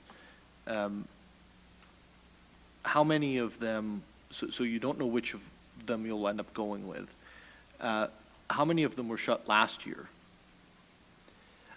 Your Worship and members of council, there was none shut down last year. So we've been sort of limping along. This year has been especially a large year with, Painswick Park coming on. We've had, as it indicates in the intake form, 1 neighborhood park, 1 village square, 12 new pickleball courts, 3 new baseball diamonds. The Dunlop streetscape that's come on board. We didn't add any staff for that as well. So, we're trying, but staff are getting burnt out. With the addition of students, students can't do safety inspections on playgrounds. They can help with other things, free up some extra time, which certainly will help, but they're not trained to do playground inspections. 100%. Thank you. Councillor Kungl. If I may build on to that, it lends an interesting conversation, and I think those 6 are noted on Parks Attendant on tab 20. One is a Ward 3 park in Brownwood. And I would say, from what I'm seeing, there's 1 in Ward 8, 1 in Ward 7, 1 in Ward 6, 1 in Ward 5, 3, and 4. They're not gravitating highly to the new growth areas because it's about the oldest playgrounds. So what's the equity lens on that to say, where do some of those playgrounds who are embedded into residential neighborhoods and are like the key walkable, connected communities as a priority? And so I would just say these are assets that are non-negotiable for me. Thank you, Councillor Kungl. Councillor Harris. Yeah, thank you, Mayor Nuttall. I guess, the challenge, and I look at this intake, 2828, and I see the correspondence from staff to the question, and what I see is seasonal work. I see a seasonal response. I don't know if I see anything that's outside of the sunny days in the summertime. So I just have a hard time with the full-time staff for what seems to be the response from staff to the question about the position is seasonal and summer project. I feel like, you're going to repair a boardwalk. That's a project, right? It's not something that you hire full-time staff to do, I think. Anyway, it just seemed like a reasonable opportunity to better utilize summer students and create opportunities for young people to have good, purposeful work in the summer and contribute to their community. So I guess my question would be, and being a Barrie kid, I had lots of friends who worked for the city. I'll share their experience of their work at another time maybe, but what I would say is, has our investment and use of summer students, and Canada Summer Jobs actually launched their program last week, so they started early this year, which is a good thing. So get in early is the message from Canada Summer Jobs. But have we increased our use of summer students with proportion to the growth of our city and our parks? And I'll put that through. I'm not sure who, Ms. Ferrari or Ms. Story. Mr. Ferrari. Your Worship and members of the committee, we do add staff, seasonal staff. You know, we don't get, it's all budget dependent. So if we don't get the extra funds to add staff, then we just can't. So one thing I could say with the seasonal and summer staff is retention. I could tell you on September, we were down 7 casual staff who left for other positions. So we're struggling, as many other municipalities and businesses are, with attracting and retaining staff. So, you know, just throwing money at it and adding staff, we need staff to supervise them as well, because there is a level of supervision that each of these students require. You can't just, you know, let them go in a vehicle and set them free for the day. They have to go with a certain supervision, people who are trained in safety, et cetera. So. Okay, so I'm not sure I got a direct answer, but I appreciate the complexity.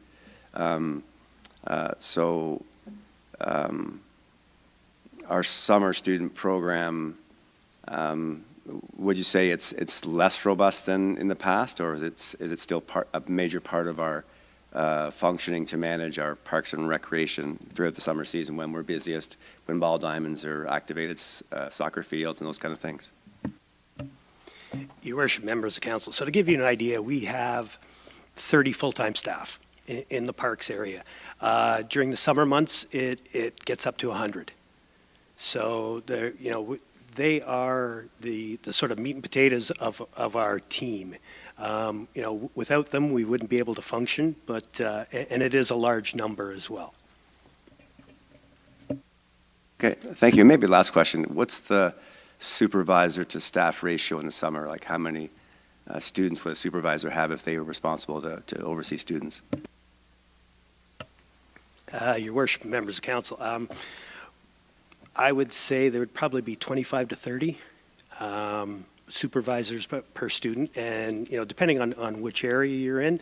We had one just this past year that we've had to have a temporary foreman put in place, and they were up around 40 students for one foreperson.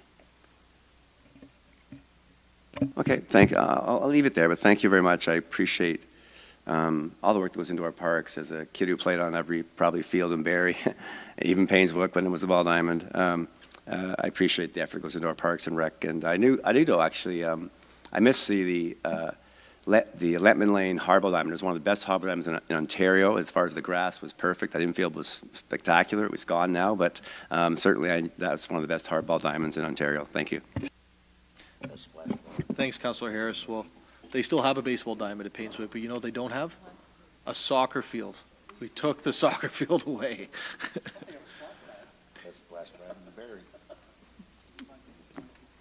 I'm talking Paineswick. That's Lantman. Yeah. Councillor Harvie. Oh, sorry. CEO Prowse. Thank you, Mayor Nettleton. Sorry for jumping in. You know, information is important, and accuracy is very important. And I want to make sure, just a level set for council, because sometimes these things can get, you know, misplayed or twisted a little bit. The question that came into staff was, what happens if we don't hire those 3 positions? So the team goes off and does some navel gazing on what we believe to be the impacts. You know, it's estimates for sure at that point. But what's in front of council is not that question. As I understand the amendment, it is to proceed with one of the three positions. It is also to allocate additional funds for some seasonal or temporary employees in addition to that. So I never want to be accused of misleading council.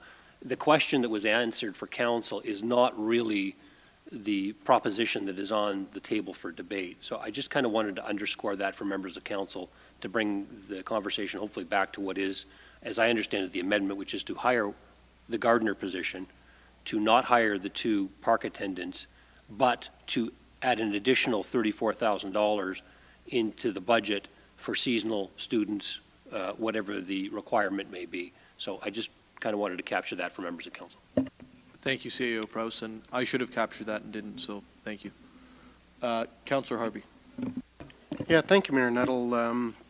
Through the CAO and again to whichever staff member you think is best, does the city apply to the Canada Summer Jobs wage subsidy on an annual basis in this particular area when we're dealing with parks? And if so, how many would it be?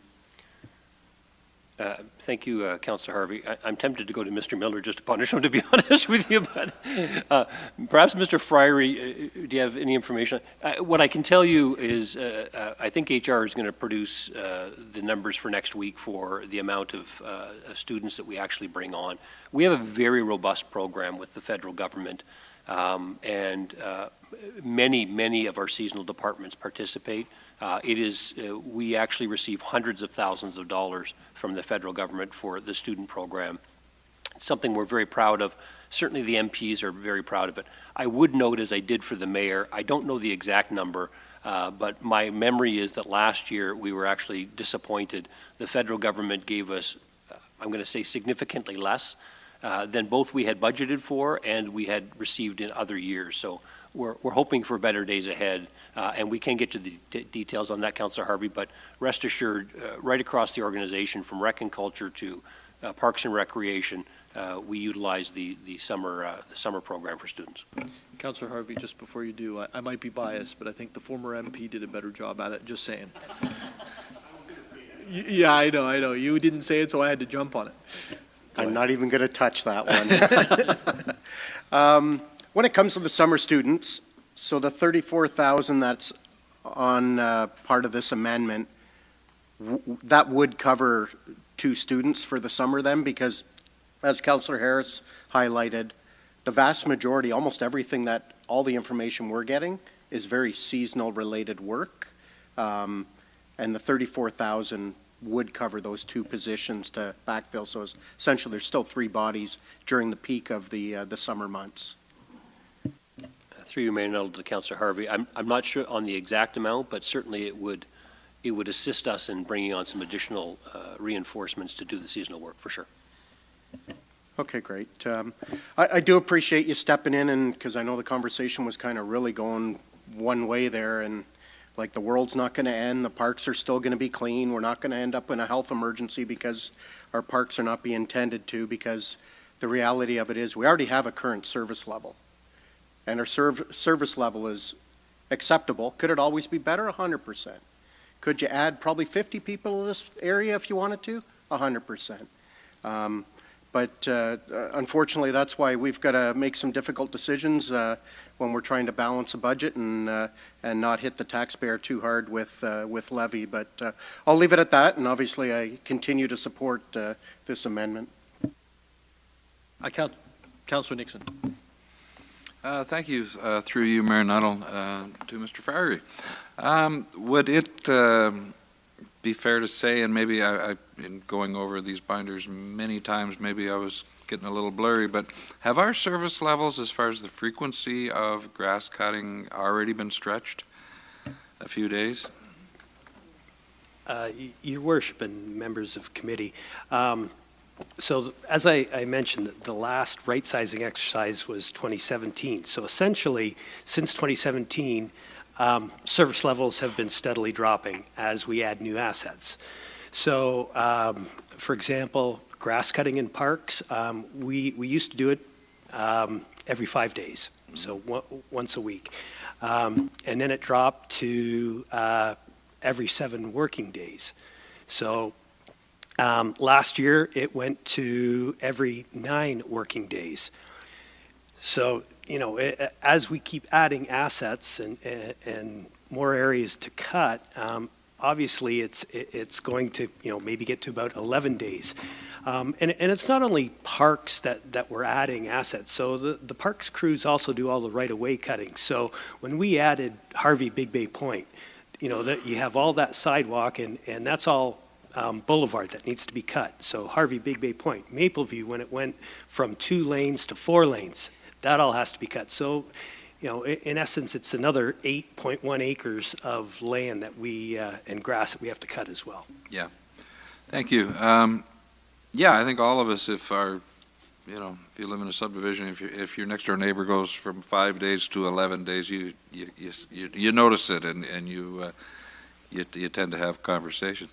The other thing that I just wanted to ask is when parks, as you know, as well as anyone, and I know it's more of an enforcement cost, but your department is certainly affected by it. What type of increase in manpower have you had to deal with due to the number of encampments in parks?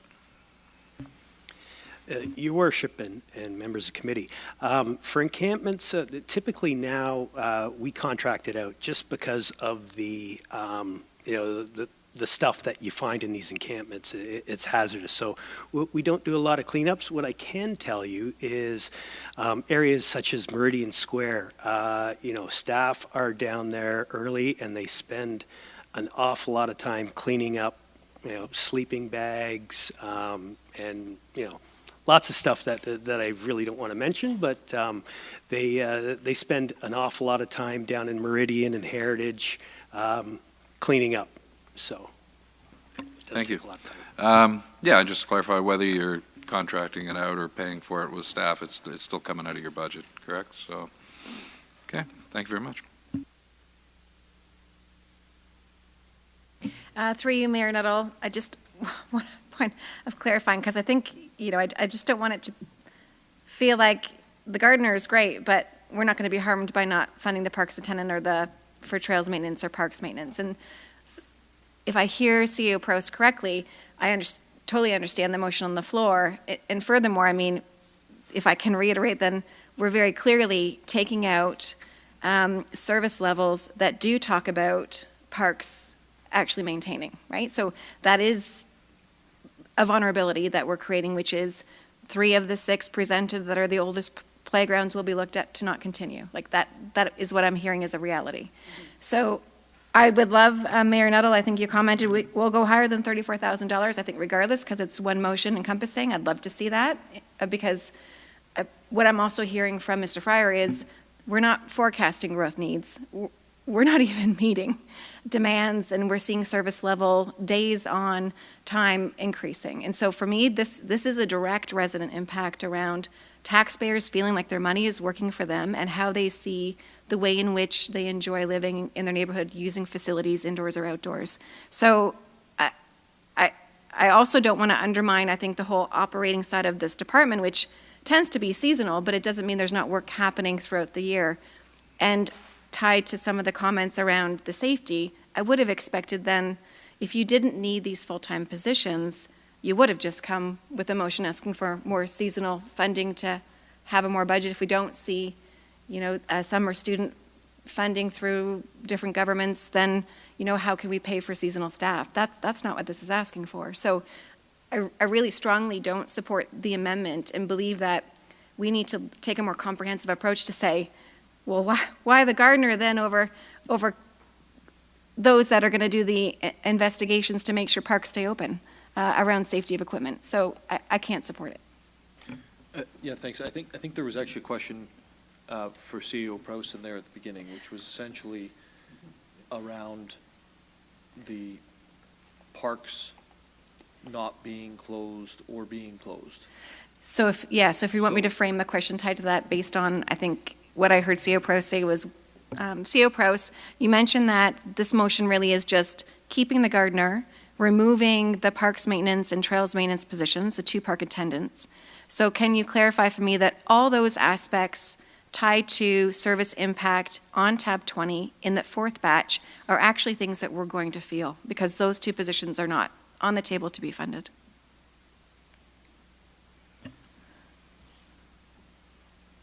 Through you, Mayor Nuttall, to Councillor Kungl. I'm not sure the answer I can give you, Councillor Kungl. The statement I made was simply to clarify for Council that one question was asked of staff to do some analysis on the impact of hiring none of these positions. Mm-hmm. Staff have answered that question. The amendment that is on the table for Council is not that. It is to hire 1 full position and add some additional money. My point really is that while there may be some impacts, I would not want to stand in front of Council and tell you that the impacts that we reported to you the last couple of days in answer to a completely different question are the impacts of coming out of Council's decision tonight. I think, I think frankly it's an unfair position to put staff in. We answered the question that was provided. There's a slightly different take potentially coming from Council. We're happy to report back on, the impacts of the amendment should it pass, but I don't think we can do that sort of in the heat of the moment. And I simply wanted to clarify for Council that that indeed is not the research that was done, nor it was the question that was asked. So I'm not sure if that answers your question, but I would say that if service level impacts are noted from the question and you're, instead of that, hiring another position, a new position, and you've provided additional funds for additional staffing, then certainly any impacts would be much less than the question of if we hire nothing, what is the impact? But I can't delineate it more than that, in this moment, so I apologize for that. No, and that's fair enough, and I appreciate that honest response. So again, I won't support it, because without knowing that and kind of having, $34,000 on the table, that's kind of nice to supplement. I don't know what that means. Around 2 positions that very clearly are not being proposed and do have some very significant impacts around invasive species, resurfacing, boardwalks around pedestrian access, and actually the potential closing of 3 parks. So without knowing that, then I would just say, without having that lens, I can't support the removal of that, knowing what $35,000 in summer staff supplements would even be able to touch this if it's not within a qualification of that type of role. Thank you, Councillor Kungl. And Councillor Hamilton? Councillor Corser, did I have you on the list? Nope. Okay, I'm going to go to Councillor Riepma. Thank you, Mr. Mayor. I've been listening to, I think, a very robust discussion about this, and I think the difficulty is that this has to do with the quality of life for our residents, and it's something that isn't really measurable, not like, plowing snow.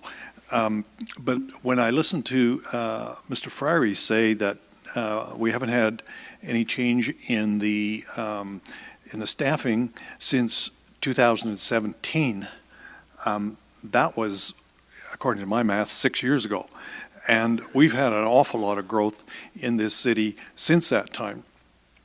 So if the staff are telling me, and I look at the information that they've provided, that they need these 3 positions, it seems to me that that's a reasonable expenditure at this point in our growth. And I'm not prepared to support the amendment because of that. I think it's probably overdue, and I think we owe it to our residents to support this. Thank you, Councillor Riepma. And Deputy Mayor Thompson. Thank you, Mayor Nuttall. Through you to, through CAO Pros to Mr. Ferrari. If grass cutting being probably as you said, students can cut grass but can't service parks, would it be better if the amendment read 1 full-time staff with the money and to your discretion to what could be better utilized to free up, students cutting grass and then somebody like a park attendant or park maintenance? Would that be easier for you to facilitate the other requests? Like, instead of having a gardener, students can garden. where if we hired a park maintenance person or a trail supervisor, being more skilled in that sense. Now, I know that I'll probably get 2 emails about gardening being a skill, and if you come to my backyard, you'll know that I have no skill in gardening.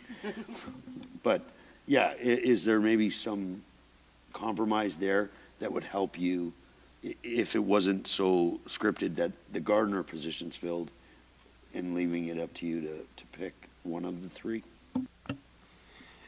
Your Worship and members of the committee, staff did discuss the possibility of that happening, and they came back with, you know, the preferred position being the gardener at this point. You know, we're constantly, you know, adding new flower beds and displays. You know, we've got the new rotary one up at Sunnydale. There's a proposed large bed going in at the Military Heritage Park next year as well. So the full-time staff work all year round. So they're actually planting, you know, now for next year. So it's a position that staff have recommended to me anyway. So just to follow up, Mayor Nuttall. You said that the service had went from every 5 days to every 7 working days, which would be 9 days, like adding the weekend, and then now it's to 9 working days, so every 2 weeks. There hasn't been a lot of growth in actual grass cutting. Like, we haven't increased a lot of parks. Was some of the delay in cutting our sports fields due to the trouble we had with the contractor and needing to use our resource, as we had an issue with contractors, you know, with our boulevards and stuff like that? Did that then in turn make our resources need to cut their grass also? And look, I know we canceled the contract, so it wasn't a service we paid for and didn't receive. We actually stopped paying for it when we stopped receiving it. But I was wondering if that increased the time, because like we've doubled the time, but there's no way close. We haven't added a third of the grass. Your Worship and members of the committee, the amount that we contract out is minimal compared to what staff cut. So, you know, in that area, the contract would just do boulevards mainly. You know, we tried to get them to cut the Trans-Canada pipeline last year. So, you know, when they're not doing that, you know, we're asking staff to work overtime, you know, adjusting hours, things like that. So I would say that you know, the contractors not performing does have an impact, but it's minimal. And maybe just one final one. So have we reduced staff that's increased the time in between cutting? Your Worship and members of the committee. Do you have less staff doing cutting than you did 5 years ago? We would have the same amount of staff, we just have more grass to cut. As I was saying, that, you know, boulevards now, and I can tell you that our sports field bookings are way up over, you know, previous years. So once we get utilization rates of those sports fields up, we have to cut more often as well, or we get complaints from youth soccer or something, having too many dandelions on the field, et cetera. So, you know, with utilization rates going up as well, it's a challenge. So we've gone from 5 days to 9 days. That's correct. But the contractor doesn't do that. You're saying the contractors do the boulevards, not the parks and the fields. So the contractors that we have do just a number of boulevards. You know, if we have a side lot boulevard complaint, we've started contracting that out now. So they do minimal work for us. But if we've gone from 5 days to 9 days, we've essentially doubled the time it takes to go out and cut the grass. And we haven't had a reduction in staff. And I'm really struggling. Like, Ward 10 would be the highest growth area of the city over the past decade. I'm thinking about every park in Ward 10. I was councillor when every single one of those parks was built. There hasn't been a park in Ward 10 since then, unless it's in the new annexation area. Queensway Park was built, Coronation Park, Sandringham Park, Loyalist Park. So we've had a decrease in service from 5 days to 9 days to cut grass. We haven't decreased staff. We haven't increased the amount of grass to cut. So where's the loss of productivity? Your Worship and members of the committee. So for example, what happens is the grass gets really long. The ideal level for grass to avoid weed growth, et cetera, is about 3 inches. Once the grass starts getting really long, if you're cutting your own grass, you get the big clumps, you get piles of grass, and it chokes out your grass. So once you start losing the field or the grass, it takes a lot of time, effort, and money to bring it back. So we don't have staff that can go out and rake the grass after we cut it, once it gets really long. So I guess I'm just a little confused, and I would like more information for next Wednesday. I don't think we're going to get anywhere on this tonight. And I think maybe, so first of all, I think this amendment will pass right now. Just my guesstimate would be a pass, Councillor Harvie. I'm still going to ask if it's okay with you to withdraw, because I actually don't understand what's happening. Like, I don't understand, none of the math and the data don't add up, right? We haven't increased the grass to cut, but we've increased the length of time it takes to cut. We haven't decreased the staff, so something doesn't make sense. Is it students? Is it contractors? Is it, like, just something doesn't add up? And it may just be that we're less productive than we were when it comes to our summer part-time casual staff. And that, I think, while we wouldn't view that as an acceptable answer, at least it's an answer. I just don't understand it right now, Councillor Harvie. I am sensing you want me to withdraw the amendment, which I am good with, and hopefully we don't get into a 2-hour dialogue next week too, but I will withdraw the amendment and let's move on, because we're already at 9 o'clock. Into the weeds, if you would. Into the weeds. That is withdrawn. And Mr. CEO, if you can provide maybe an interim memo through the week, kind of delineating where the reductions in service have come from, that therefore have driven the increase in need for full-time staff. Happy to do that, Mayor. Thank you. I think was there any other related to the actual operating budget? You have one, Deputy Mayor, and then I'll go to Deputy Mayor, and then I'll go to Councillor Riepma. Deputy Mayor. Thank you, Mayor Nuttall. Sorry, let me get to the page.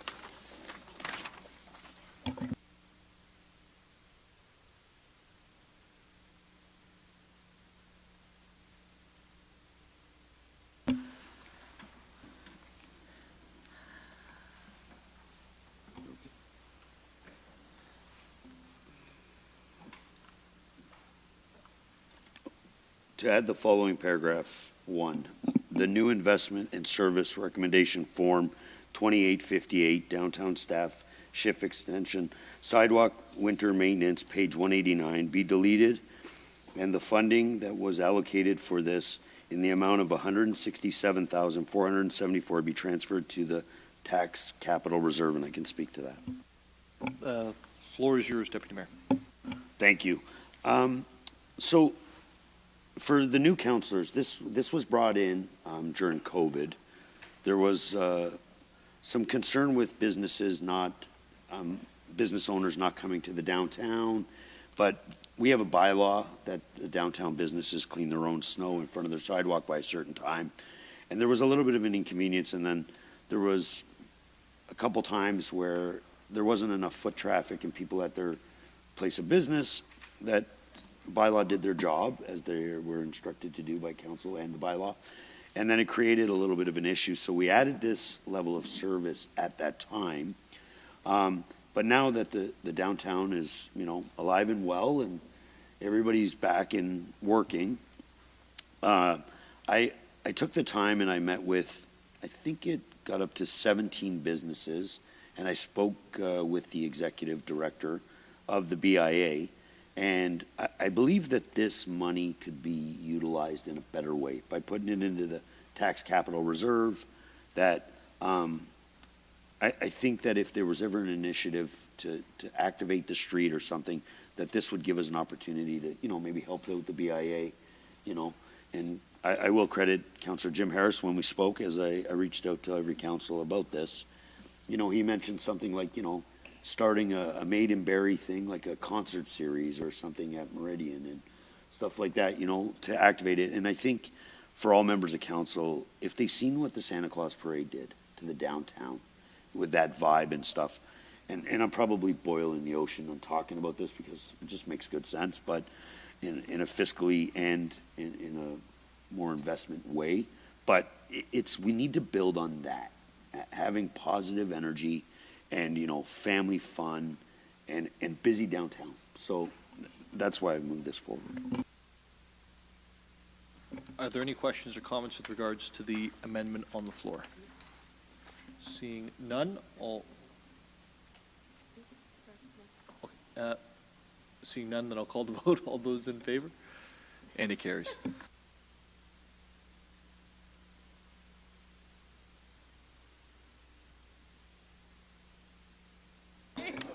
Let's go. Deputy Mayor, I believe if you want to move every amendment, there's a $76,000 one. I'm just kidding. Councillor Reba. Thank you, Mr. Mayor. I have an amendment. I was going to let the Deputy Mayor take it, but I'm hoping that I'll have the same success. My amendment is to add the following to paragraph 1, that the Operations Department budget be increased by $76,000 for the purpose of street tree pruning, fertilizing, and watering, with an increase to the tax levy of $76,000. And I'll be happy to speak to that. It's on the floor, and the Yes. floor is yours. I'll put it on the floor. Thank you. We have in the city of Barrie 36,000 trees on our streets, and they're growing every day. Not only are the trees growing, but the numbers are growing as well. And so at the moment, what happens is that these trees get pruned, they get touched by our contractor once every 7 years on average. And in answer to a question, staff suggested that if we increased that by $51,000, that we would be able to manage these trees, do some pruning every 5 years. So it's improving the health of our trees. Secondly, we all know that the trees that we do plant, they need to be loved for a while in order to make them prosper. And so staff have suggested adding $25,000 to that part of the budget to manage these newly planted trees, and that would give them a healthier start in life. I think that this is an issue in particularly in the newer areas, but also in the older areas where we plant new trees. A lot of them struggle and don't survive, or they don't survive very well. And all you have to do is look at Lakeshore Road, because you'll see that we planted trees there about 6 years ago, and a goodly number of them are not doing well, and quite a few of them have died already. So this is a bit like looking after your car. If you don't do any maintenance on your car, it's not going to be too long before it's not going to serve you very well at all. And so this is a bit of preventative maintenance to improve the health of our street trees. And I think that is something that we should be doing for climate change reasons, for the beauty of our city, for health reasons, for a whole lot of reasons, and it's very little bit of money to get a significant improvement, I think. So I'm asking for all of your support on that. Thank you, Councillor. Any questions or comments around the table? Councillor Harvie? Yeah, just through the CAO to staff, so there was a comment about some of the trees not doing very well. Now, could some of that also account with the, I can't remember if it was beetles or whatever the big issue was there for a good 3 or 4 years. There you go. That I know had a significant impact on a lot of trees, and especially like actually I know in Ward 6, for instance, as you're going down Mapleton towards Ardagh, they had quite a few get killed as a result of that. So could we account some of what is being explained to that and not necessarily a new young tree not being able to survive with this extra TLC that Councillor Rietma would like to see happen? Your Worship and members of the committee, anytime we can get staff to touch the tree, get in there and maintain it, it certainly helps things out. As you mentioned, the emerald ash borer took down a bunch of older trees. Last year we had, or 2 years ago, we had the spongy moth that decimated some of the trees as well. But not only is it pruning, we're doing health assessments at the time, so we can determine, a course of preventive maintenance ahead of time if those trees, need some fertilizer or some help. I can also tell you that our street tree pruning program, when we started it a number of years ago, reduced the number of overtime call-outs for fallen limbs and trees as well. During major weather events. So it's helped out reduce some of our forestry overtime. Okay, thank you. That's the one and only question I had, because I kind of figured there were some other factors playing into that too. Thank you. Deputy Mayor Thompson? Thank you, Mayor Nuttall. Through you to staff, would this also, and Kevin, you can just nod and stuff, would this also include like tree limbs around the hydro lines and stuff like that? Would that be included in this? Or is this just street boulevard trees?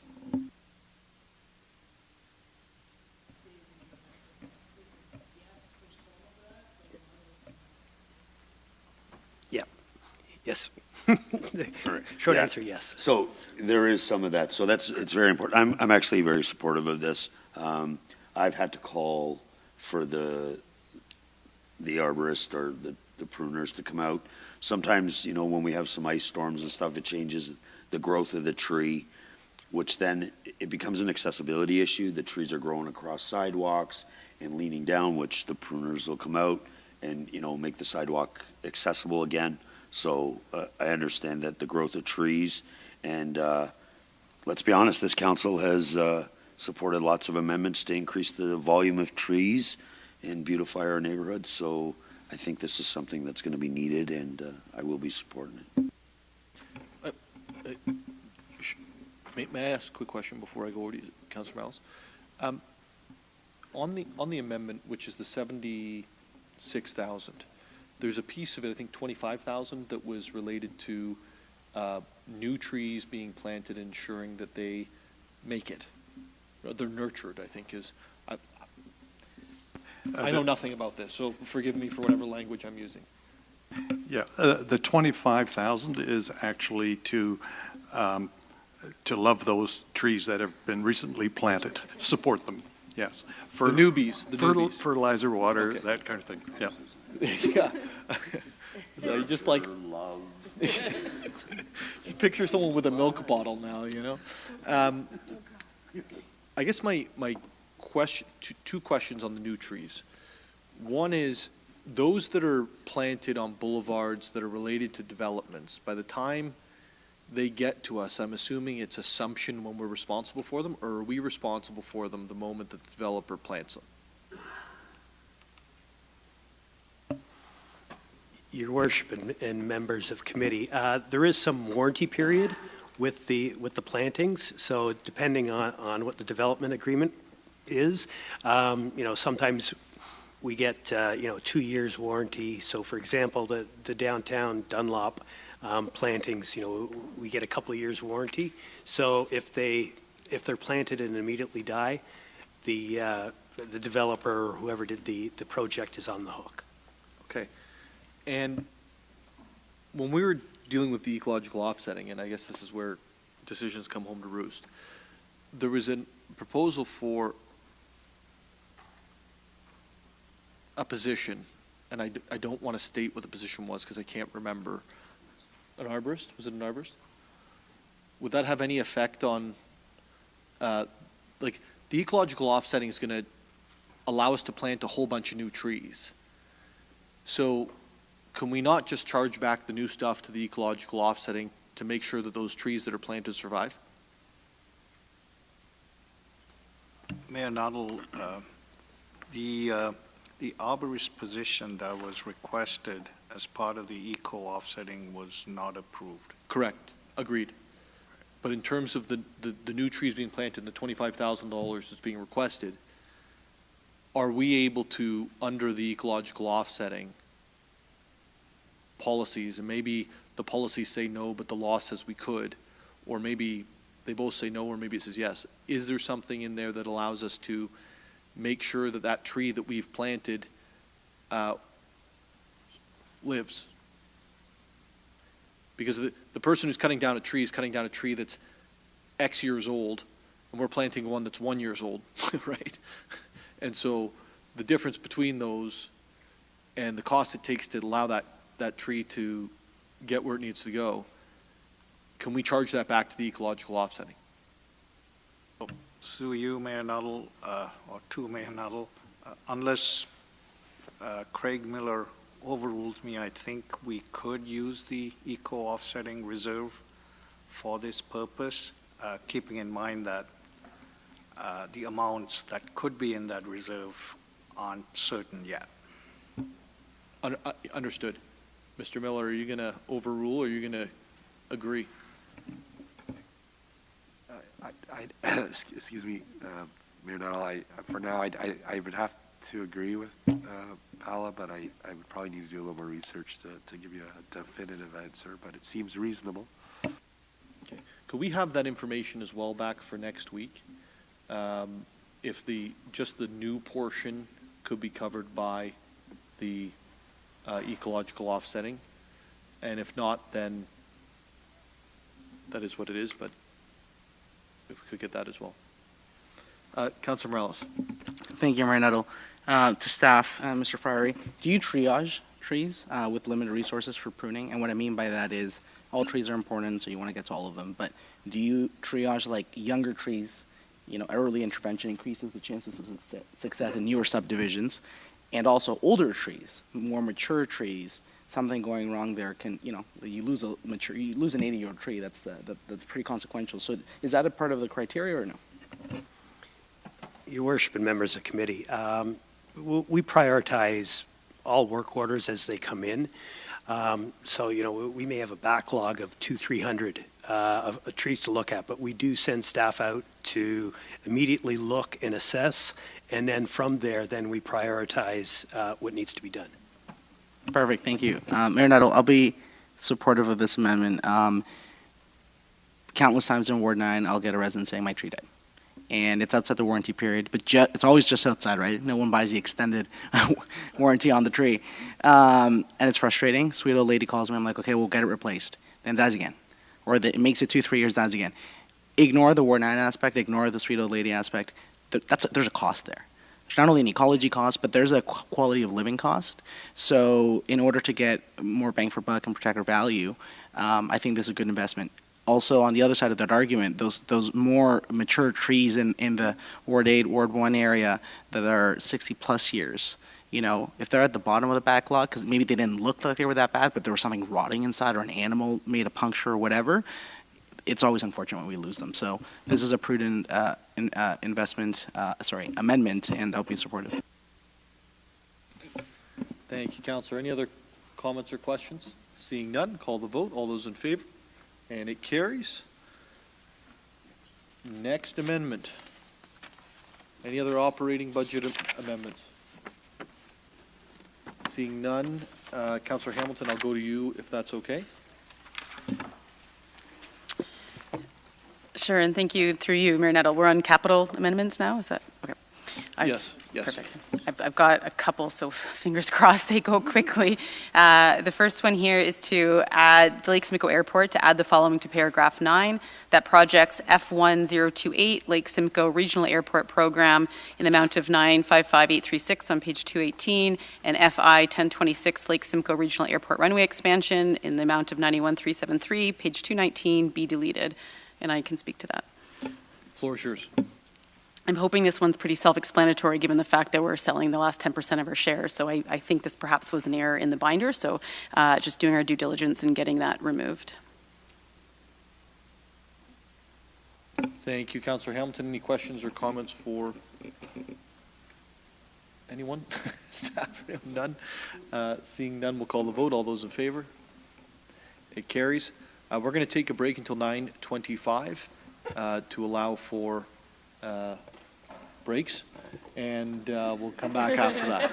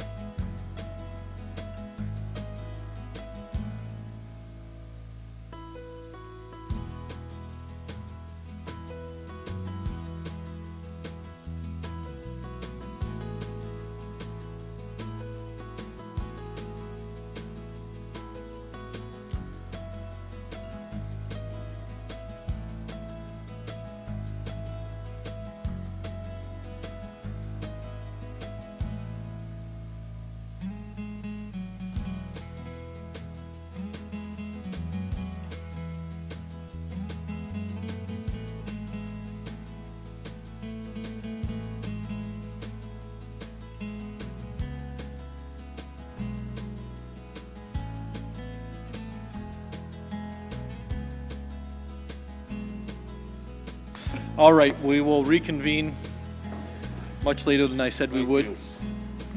And Councillor Hamilton, you have the floor. So I'll pass it to you. Thank you, and through you, Mayor Nuttall. On to the next one, to add the following to paragraph 9, that project FC 1312 EMS campus solar panel PV installation, the amount of $1.275 million on page 85 be deleted. And again, I can speak to that. Go ahead. Okay. Again, this one, I applaud the intent and desire to generate renewable energy, to reduce greenhouse gas emissions, I should say. For me, on this one, the return on investment just didn't add up, considering the $1.5 million investment, and in the intake form, it quoted $80,000 reduction in operating costs on an annual basis. So, considering the lifespan of the panels, I just didn't see this being financially viable for us to pursue. In addition to that, I did find out too that this building, the EMS campus, is a county building and Barrie Police Services building, so I can't imagine that any costs that are recouped would actually come back to us anyway. So for those reasons, I'm putting forward to delete this. Motions on the floor. All those in terms of questions or comments? Councillor Congo. Thank you, and I appreciate the work that you did, Councillor Hamilton, bringing this forward. I still saw long-term that it works. I just want to check with staff, like from a financial. So what I read back was the electrical savings being $3.3 million over the lifespan of 25 years, plus a 3% annual utility escalation, that we'd see a break-even or positive cash flow at year 13, and a return on investment of 121%. So I wouldn't mind digging into a little bit more around that and appreciate around the facility and it not being ours. So I would like to open the floor just to staff, if staff could, if you want to shine any more light on this, knowing that this is on the table to be removed.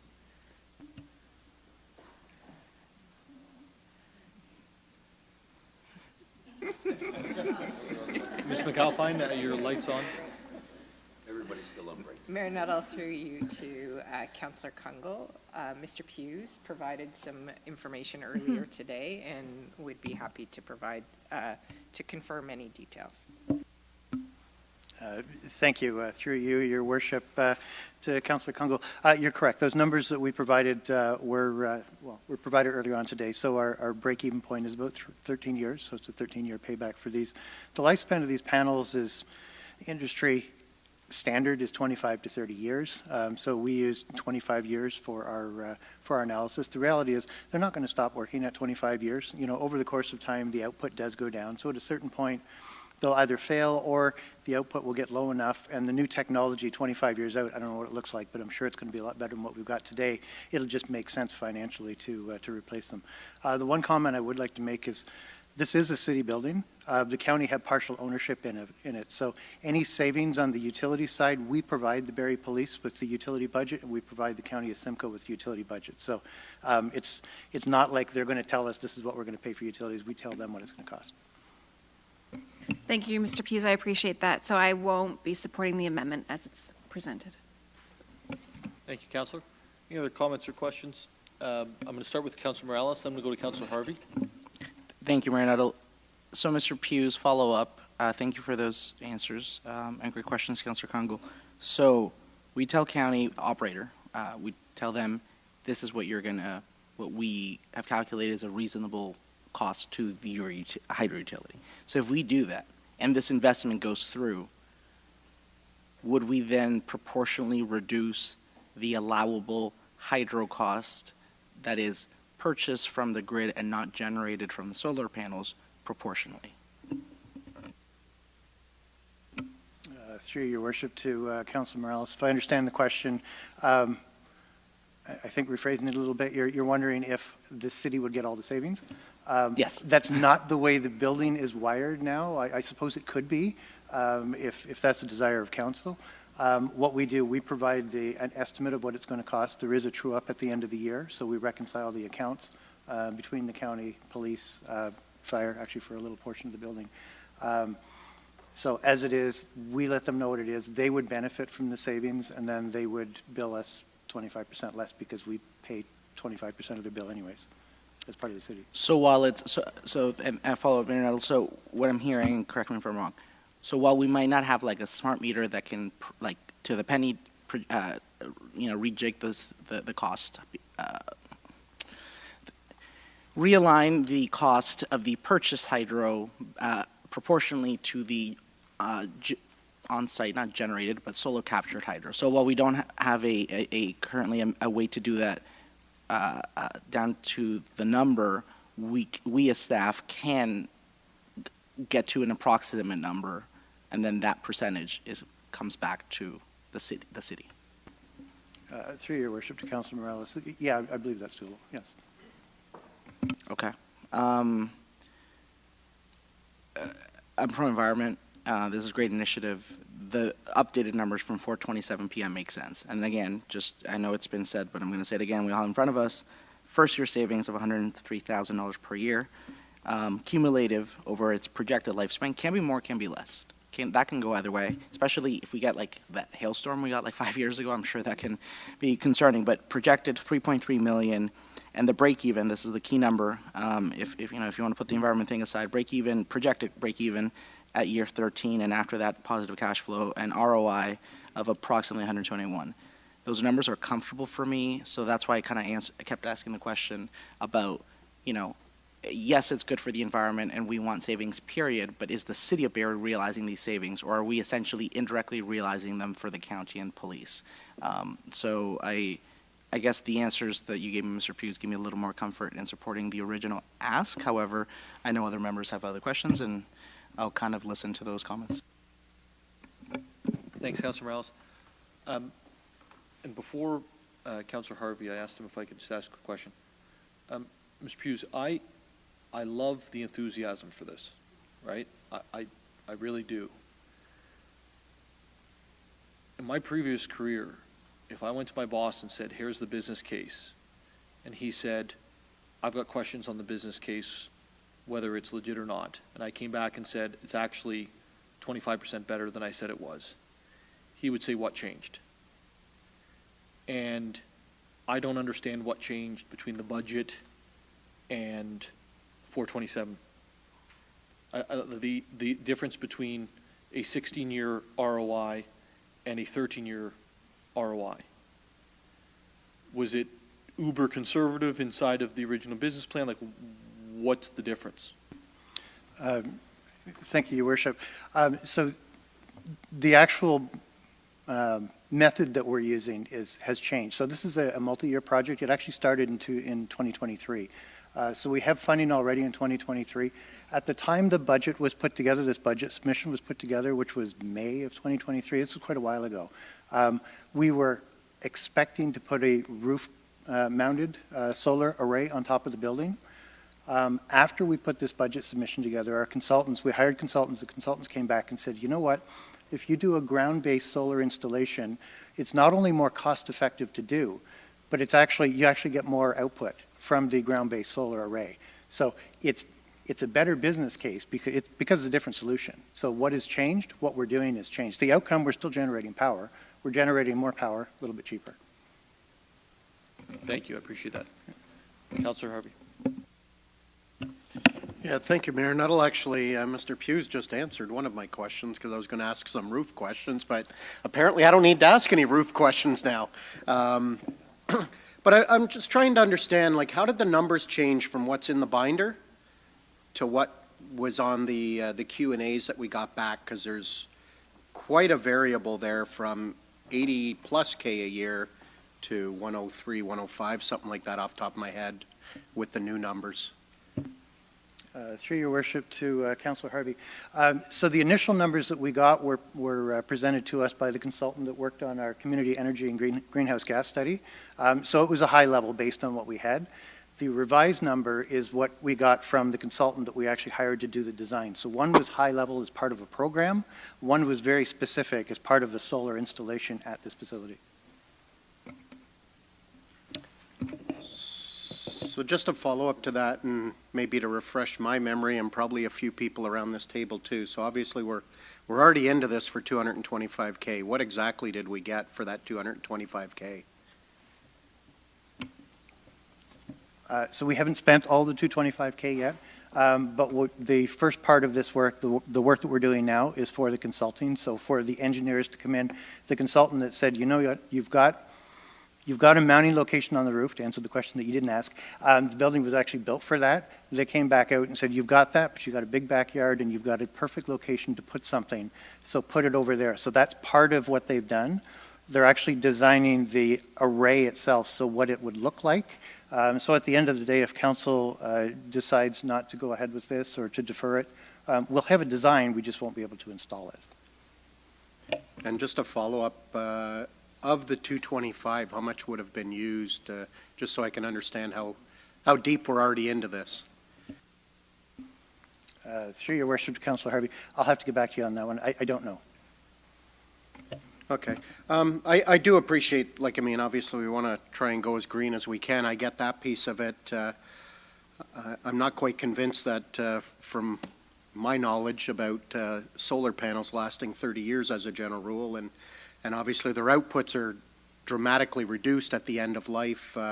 So I don't believe that our maintaining that level of income every year is going to be what the true value is, but it'd be interesting to get some more solid numbers as to what the effects would be as this carries on. And then the other issue I have too is the government constantly changes what the credits are in relation to these panels too. And if we would have done this 10 years ago, we would have been really ahead of the game, whereas the credits nowadays are very minimal. But those are my comments, and I'll see what others have to say. Deputy Mayor Thompson. Thank you, Mayor Nuttall. Through you to staff, do we know by the panels how much carbon we would capture? Through your worship to Deputy Mayor Thompson, we can't measure the stuff we didn't use, but you can calculate it. There's a standard calculation for the energy that we produce. So we don't have the numbers. And look, is there a difference in, like, on the roof to the ground, and not in a safety way, but do they not say it's better to have them on the roof for, I don't know if it's for birds, but I always remember solar panels being better placed on the roof. Through your worship to Deputy Mayor Thompson, so in many cases it's better to put it on the roof just because it's higher up and it's out of the way and you don't have any shadowing, shading. The emergency services campus is a big site, and you've got a very good view of the southern sky. So that's part of the reason. The original scope was to put it on the roof because that's where we put the roof mounts, because that's kind of the general consensus, you put it on the roof. When the consultants came back, they said, listen, you can put it out in the backyard here because you've got space. There's a naturalized area. It's kind of a good location for it. We're not doing anything with it anyways.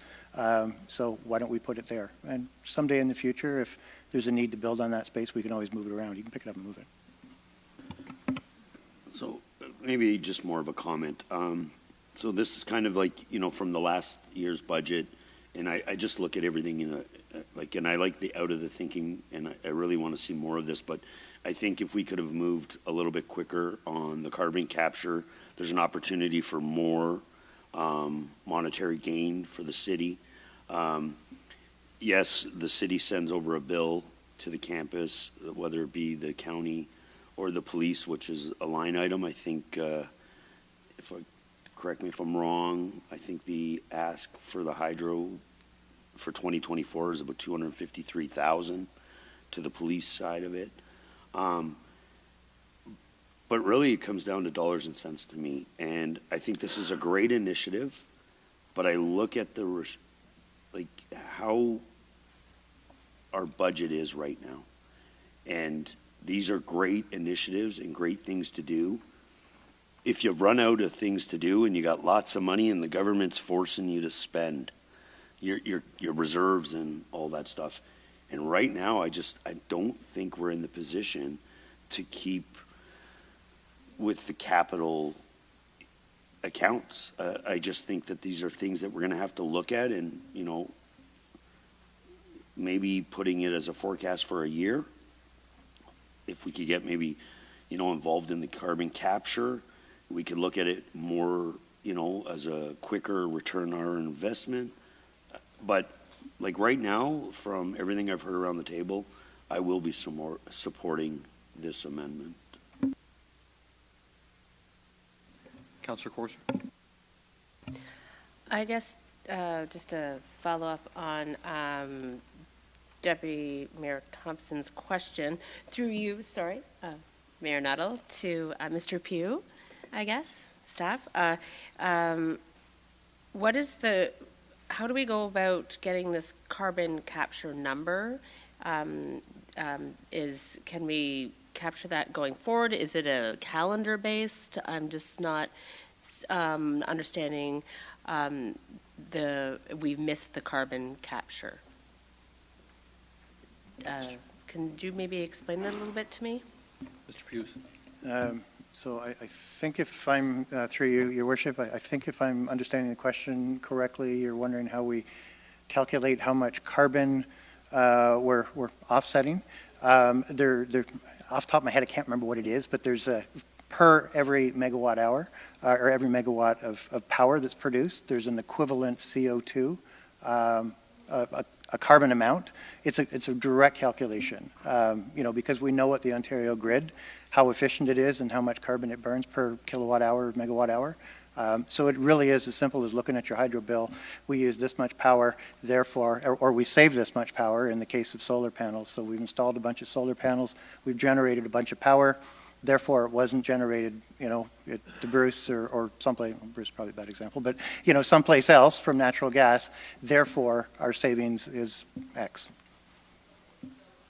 Moving forward, we install these, then at that point forward, we would be saving on carbon capture, correct? So Through Your Worship, we wouldn't be generating, we wouldn't be using carbon sourced power. So that would be a carbon credit that would come to the city. Or more correctly would be a credit that's available for the city to use for something. okay, is this carbon, has this changed in the last year or two, or is it still the same amount it has been? Has it fluctuated at all? Does it fluctuate with the market at all? Through Your Worship. So it is a market, so it does fluctuate with time. It will go up, I'm sure. Over the course of time, it's like anything, supply and demand, right? So the higher the demand gets, and I think over the course of time, a lot of organizations, governments have said we're going to be net zero by 2050 or 2040, whatever that is. If they can't actually do what they need to do through technology, they're going to buy those credits. So they're going to have to go to somebody that's already generated those credits some other way and said, well, we didn't do it on our own, but here's our wallet, here's our cash, we're going to buy the extra ones that you guys made. Okay, thank you. Any other questions or comments? Sorry, Councillor Hamilton, I forgot that you put No, your hand up there. that's okay, and thank you, and through you. And thank you to Mr. Hughes for supplying the additional information today. It did shed more light on it for sure.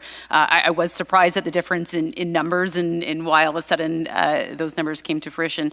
But it raised a bit more skepticism in me, or a bit more questions. So in terms of warranties, are there any warranties that come with the panels, or is there ongoing or annual maintenance that needs to be done, replacement costs for inverters and whatnot? What does that look like? Through Your Worship, to Councillor Hamilton.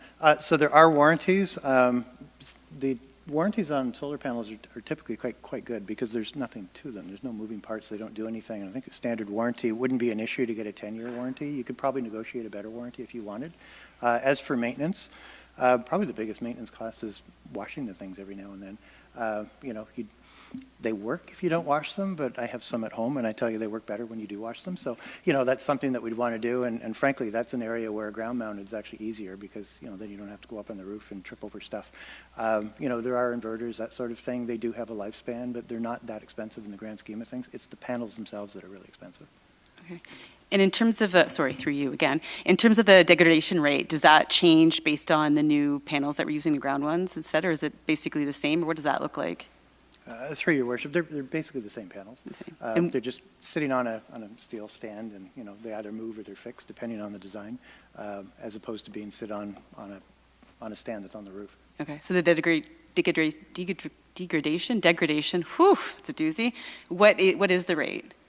I can't tell you, and it'll all depend on the panel. They're all, a different manufacturer is going to be different. They're all very good. not all. There's probably some that we likely wouldn't buy that look great on paper, but there's a reason we wouldn't buy them, and I wouldn't recommend them. But I think for any of the quality units, they're all going to be fairly close to their rated output. They'll probably actually exceed the rated output, given the appropriate amount of sunshine, and none of us control Mother Nature, right? So that's the wild card here. But assuming you've got design conditions, you're likely going to exceed those design parameters, through whatever the manufacturer's rated life is. So, some manufacturers might be 20. Typically, it's 25. Could be 30. I've seen some that are more. I don't believe it, frankly. But I can't tell you what it is after that. But the manufacturer should be able to tell you that. Okay.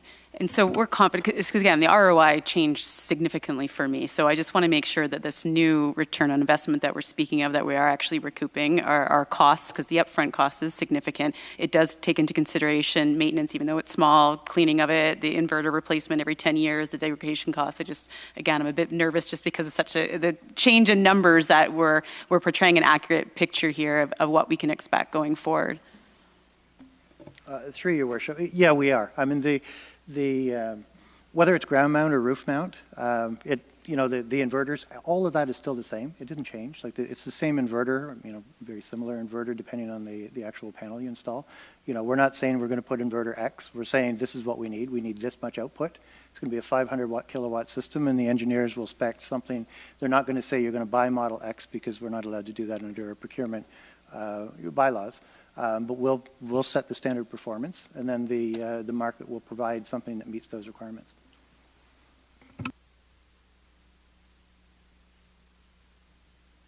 I'm going to go to Councillor Morales, and then I'm going to go to Deputy Mayor Thompson, and I'm going to go to Councillor Harvie. Very quick. Thank you, Mayor Nuttall. Mayor Nuttall, I will be supporting this. I will be supporting the original staff ask, and here's why. So based on everything I've heard, yes, there was a number, an ROI, whatever, in the binder. Yes, there was a 4:27 p.m. one. And now we have a lot more information. Thank you for the questions, Councillor Hamilton and everyone else that Mr. Pughes has given us. And between all of that together, my gut, I really trust Mr. Pughes. And for members who are, it doesn't mean, it's not ranking staff against each other, but for members who might be new, time and time again, Mr. Pughes has just been blunt, direct, and to the point with questions. In my experience, he doesn't sugarcoat things. He doesn't give a theoretical best case scenario. There's been times where I expected a politically correct answer, and he gave me a very blunt answer. And I appreciate blunt answers. And so if Mr. Pughes is telling me, yeah, we updated the numbers, we are being this conservative. There was one other question I think a colleague of mine asked, and he said, I don't know, I'll get back to you.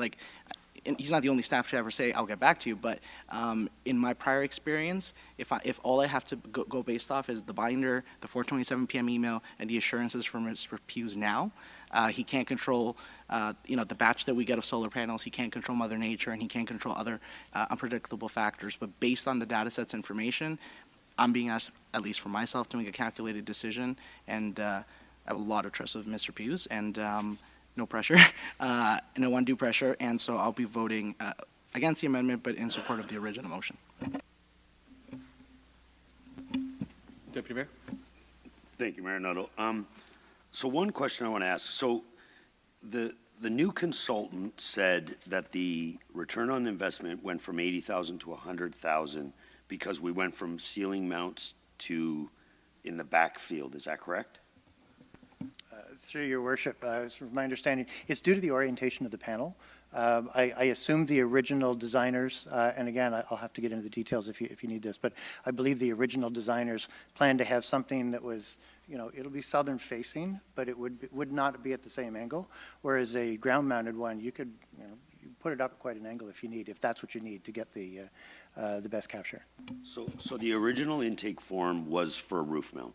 Is that correct? Correct. So the return on the investment went from 80,000 to 100,000. So hydro comes in from the road, the building is against the road, the panels will now be at the back 40, the inverter will be there as well. It's about $25,000 a foot to run cable back. We got to bring the power this way. So the ROI changed on the profit, but the intake form never represented it to bring the power back. So the install, the ask of 1.2, never changed, but the investment changed because of where you're placing them. but it costs more money to run hydro back to the street to put it back in the grid. So how does that work? Through your worship, we're not actually we're not sending the power back to hydro. We're using the power in the building. So we're basically offsetting the power that we're using in the building. This is only a 500 kilowatt system. It still has to get back, though. Correct, but we're on our side of the meter. No, I understand, but you still have to run it from the back parking lot, which you said the campus is a very large property. So you're going to have to dig a trench, run a cable to bring it back to the building to use, but that didn't change in the initial purchase. But where you're placing them changed the profit. Sorry, through your worship, I think I see what you're saying. I will dig into the actual consultant's cost. My understanding is the power is actually running into Building C, which is the garage building. So we've already got a pathway from the main building into Building C. So you're right, there will be an underground trench, but it'll go from Building C as opposed to from the main building. And then restorations of the parking lot and all that other stuff. But, so, look, we get different information and stuff, and look, I'll use, CAO process. This isn't a game show, and it isn't about gotcha, so I'm not trying to do that. It's just, I'll be honest, I'm a little bit frustrated because, because I respect Mr. Miller's not feeling well. I'd love to ask, this is coming out of the capital reserve, and the account is struggling right now, and we're forecasting a lot of, or we're asking for a lot of money. When money's committed, it represents, and I have a few other motions due to that, but this is the stuff that can affect your ratings, and we're at a AA rating, if that's correct.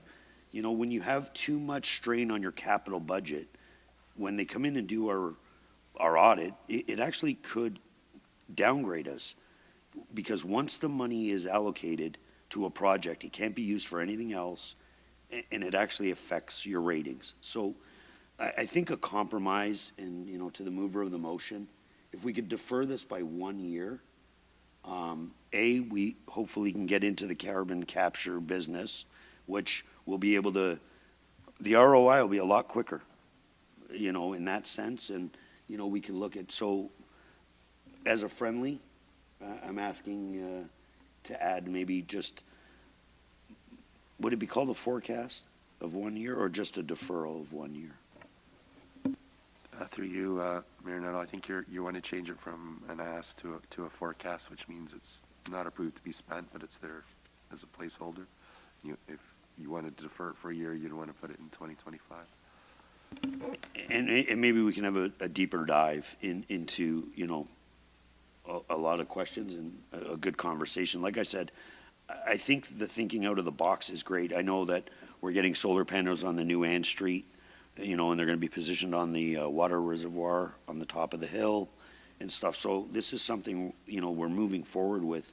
But I just think that we should have every possible opportunity on a return on our investment. And I think by deferring it 1 year, hopefully things work out with that, or we're into a program one way or another. And I think we get a quicker return on our investment. So Deputy Mayor, that's an amendment? Well, it's general, so it's a friendly, just to... Is it a friendly? Oh, an amendment. Well, it's a friendly if Councillor Hamilton says yes. Yeah, I'm in agreement with that. Yeah. Okay, so it's a friendly amendment to essentially forecast it out for 2025, and to get all of these questions answered in between. Any other questions or comments to that? Councillor Kungle.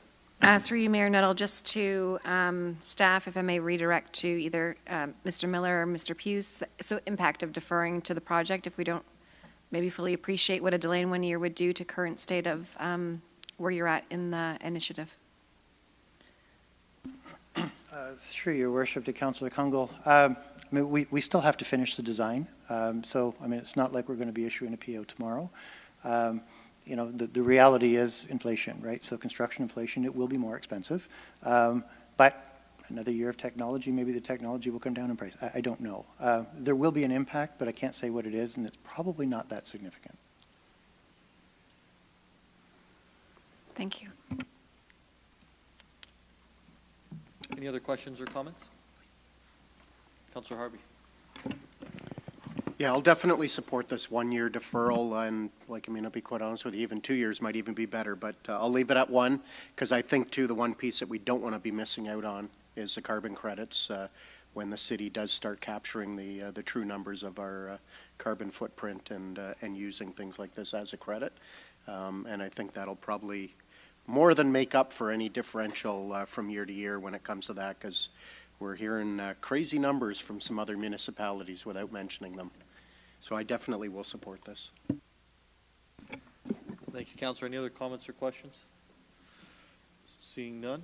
All those in favor of the 1 year? And it carries. Councillor Hamilton. All right, here we go again. Next, to add the following to paragraph 9, that the Heritage Park Capital Project 001126 on page 53 be reduced from 11.6 million funded from the tax capital reserve to 2.6 million allocated each year as follows. 2024 0, 2025 866 666, 2026 866 666, and 2027 866 666, with the additional 9 million being allocated as forecasted funding for 2028 and beyond. And again, happy to speak to that. Go ahead, Councillor. This one in particular, Heritage Park, I frequent Heritage Park often. I run down there, I bike down there, I swim down the waterfront, I take my kids down there, so I understand it being a popular place to be, and we need to make sure that we invest in it and keep it well maintained and available for use by residents. For me, the biggest one here is the splash pad. I do think the splash pad right now is a bit of a liability. It's basically a slab of concrete for kids to be playing and running around in water. So when I spoke to staff about the capital project, I asked how much it would cost just to redo the splash pad, and that amount came back as 2.6 million. So for me, that's the priority, to get that done. The rest of the project, in terms of the capital needs that are needed at Heritage Park, are not, in my opinion, as much as a priority at this time. I think that space is well utilized as is, and I also think there's a lot of work we need to be doing to clean up the downtown and surrounding areas, to be quite honest and frank with you. I mean, I avoid Heritage Park sometimes with my kids for reasons such as open drug use.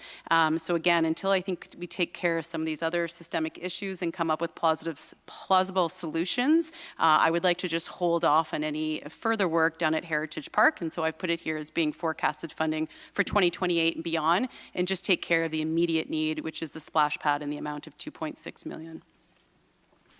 Thank you, Councillor Hamilton. Deputy Mayor, then Councillor Corser.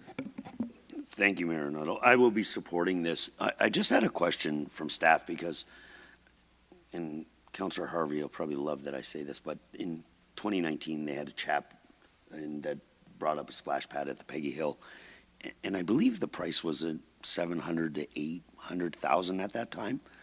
Could staff explain, is it because there's an existing one there, or would be the removal and then a full install?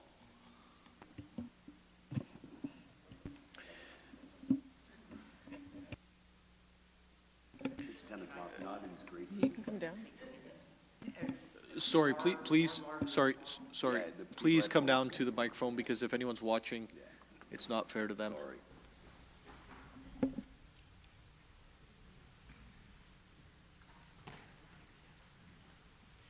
Mr. Bradley. Through Mayor Nuttall to Deputy Mayor Thompson. We're talking about two very different things. This will be a much significant, larger installation, different types of interactive lighting, different types of features. It's as much an art feature as it is going to be a splash pad. Part of it is the demolition costs. The estimate off the top of my head from the master plan was $1.5 million that council approved just for the splash pad itself. That doesn't include any of the servicing that we need to upgrade at the same time.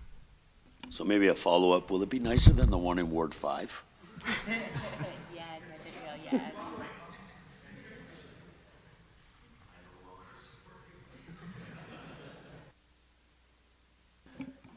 Councillor Corser. Just a quick question about this.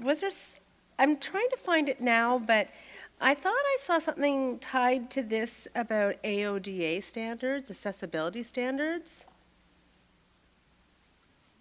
I'm sorry, yeah, but I thought that I'd read something.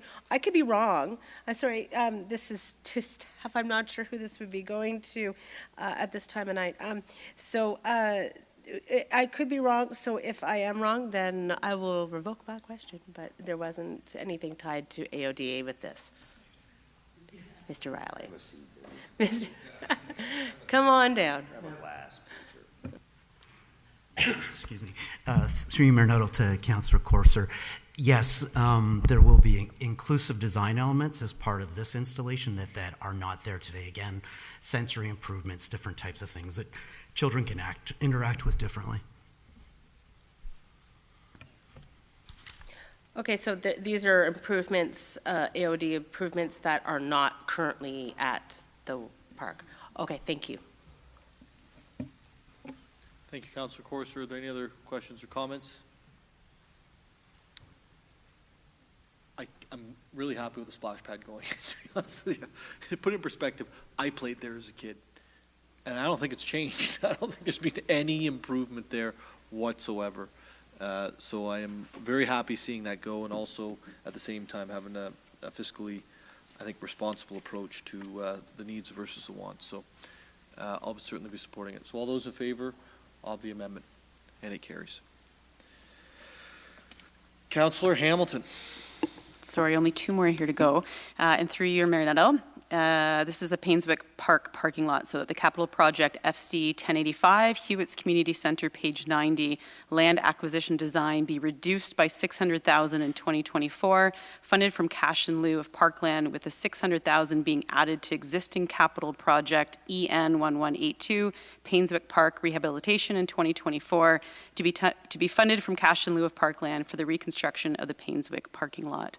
Again, happy to speak to that. I think we've actually had a number of discussions about the Painswick parking lot from an accessibility standpoint, a safety standpoint, given the park upgrade that we all are well aware of now, and some of the issues with that lower lot not being paved from an accessibility, and I think I sent pictures last time as well of a number of divots and just the maintenance of it. So I was told that yes, we see this as a priority, but you need to find the funds. Well, we went ahead and we found the funds to allocate for this.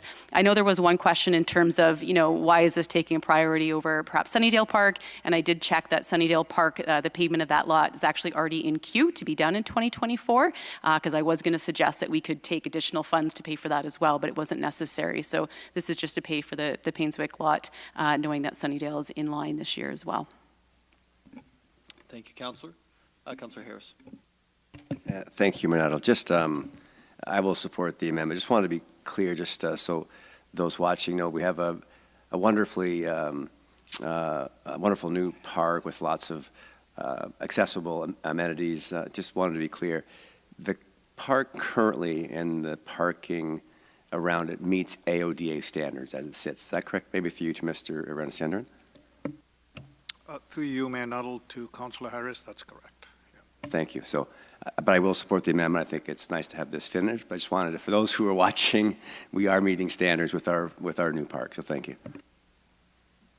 Thank you, Councillor Harris. Any other comments or questions? Deputy Mayor. Thank you, Mayor Nuttall. So I struggle with this one, big time. I got to be honest with you. My first year on council, somebody tried to move something up kind of in the priority list, and it was kind of said that you don't do that. It sets bad precedent and stuff. And we have received numerous emails from residents. And I will say the last one, and I won't mention any names or anything, but it was about dropping off at school and parking there to pick up from school. And I know there's been so many conversations around this table about schools not abiding by their site plan approval, putting all the liability on the city. And now it looks like we're giving in to the school. We're paving a parking lot to parks that'll be closed in the winter, but we're going to pave it so the school doesn't have to use their kiss and ride or drop off areas.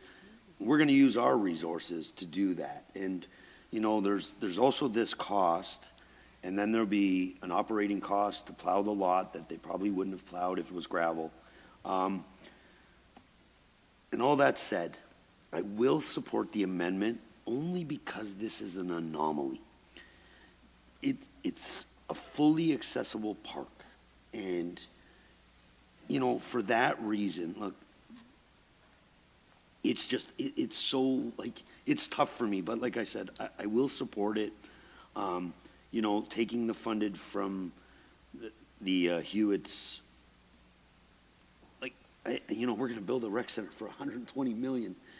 You know, if we get near the end and we're 600,000, we're not stopping, you know? So, like, I think that's, and look, I appreciate the work that Councillor Hamilton's done and, you know, advocating for this. But, you know, I was the chair, or, sorry, I was part of the committee of the accessibility last term. And I know the challenges, and I understand them. And, you know, my wife had an uncle, and, you know, I spent lots of time with him and witnessed it. And, like I said, I don't want this to be precedent setting. You know, this shouldn't be something council does. You know, it can look populism or whatever. We should stick to the plans that our staff put in front. But I don't believe this one is that. I actually believe that because of the anomaly and how beautiful the park is, that this is actually allowing the park's full utilization. And I still think we should close it off for the school, but we can pave the parking lot. Thank you, Deputy Mayor. Any other, Councillor Nixon. Thank you, Mayor Nuttall. Yeah, just further to Deputy Thompson's comments. Normally, I would be kind of against this too, saying that, you know, there's a lot of things we could do better. But you are correct. It is a bit of an anomaly, not just because it's fully accessible, but because the majority of the costs were paid for by the very generous sponsor. So basically what we're looking at is just kind of completing it and just kind of making it right. It's like, you know, somebody gave us a car, but we got to buy the snow tires, you know, like it's not, you know, it's just, it just puts it to rest. It's complete, it's finished, and yeah, that's it. Thank you. Thank you, Councillor. It's a good analogy. Councillor Harvie. So I really struggle with this one too, because it does set a bad precedence no matter which way you look at it. I get the fact that there's some concerns about the lower half being gravel, but the fact that the upper half is paved, has fully accessible spots, probably definitely needs more fully accessible spots added up in that upper half. If we were talking about a totally unpaved parking lot, I'd be swaying the other way. But the fact that half of the lot is paved, it's all within the guidelines of being fully accessible, probably not as accessible as some people would like it. But especially when you look at, and I know Deputy Mayor Thompson brought it up, back in 2019, the online portal on our city's website triggered 500 hits where people were asking for a splash pad in the Holly area, and that's not just a Ward 7 thing, that's a Ward 6 thing. And here we are in 2024, and there's no splash pad. That same property right beside the basketball court has a flat spot that's been allocated for tennis courts when it was built. Here we are in 2024, or close to 2024, and there's no tennis courts. Does that mean that I'm now going to take 600,000+ out of the Salem Rec Center? Because as it was mentioned by Deputy Mayor Thompson, you're building a rec center regardless. You're not stopping if all of a sudden you're 600 grand or even $1 million short. Like you got to complete the project. So that's where I really struggle, because it does set a bad precedent and potentially creates the flow for others to do the same. And when we do it for one, how can you fault someone else for wanting to accomplish the same thing for their residents? And we were elected to look at things globally opposed to just looking at things in our own ward. And I get that they want to ensure that their area is complete, but I think there's a little bit of looking after our own backyards built into this too, which could also be the reason why they're wanting to do what they do. But I really struggle taking 600 grand out of a community center when we know they're not taking 600 grand out of a community center. That community center is getting built either way. So I just can't support this, unfortunately. Thank you, Councillor, for your comments. Any other questions or comments? Councillor Negussi. Thank you, Mayor Nadal. I support this motion. The reason why I support is this specific issue came from the Senior and Accessibility Advisory Committee, and I found it's very important, and it's a good way to invest, and I support that. Thank you, Councillor Negussi. Any other questions or comments? For me, I struggle with this in a bunch of different ways, and there's a lot of good comments here tonight with regards to making sure that there's a fair process. I think Councillor Kungl alluded to that last week or the week before. I can't remember. The weeks are blurring together as well.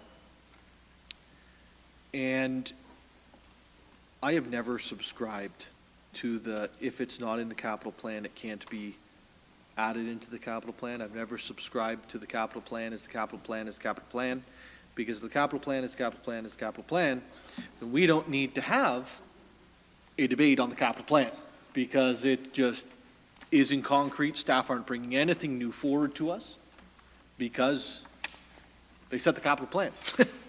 So the idea that we can't maneuver, and I would actually use the word prioritize, projects in wards is one I just do not subscribe to. I didn't subscribe to it in Ward 10. I failed on a lot of votes. The CAO will be able to tell you, trying to prioritize Ward 10, which my colleagues at that point affectionately referred to as the Quebec of Barrie. And we worked very, very, very, very hard. That's true, isn't it? It is true. I believe it was our former deputy mayor who coined that one.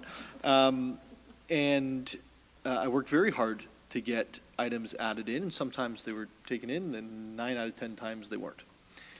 And so I guess the conversation that we actually need to have after this budget is how we deal with that going forward. And I'm certainly open to that conversation. I think that it's one we should have, and maybe the answer is that we get back to the exact same place we are.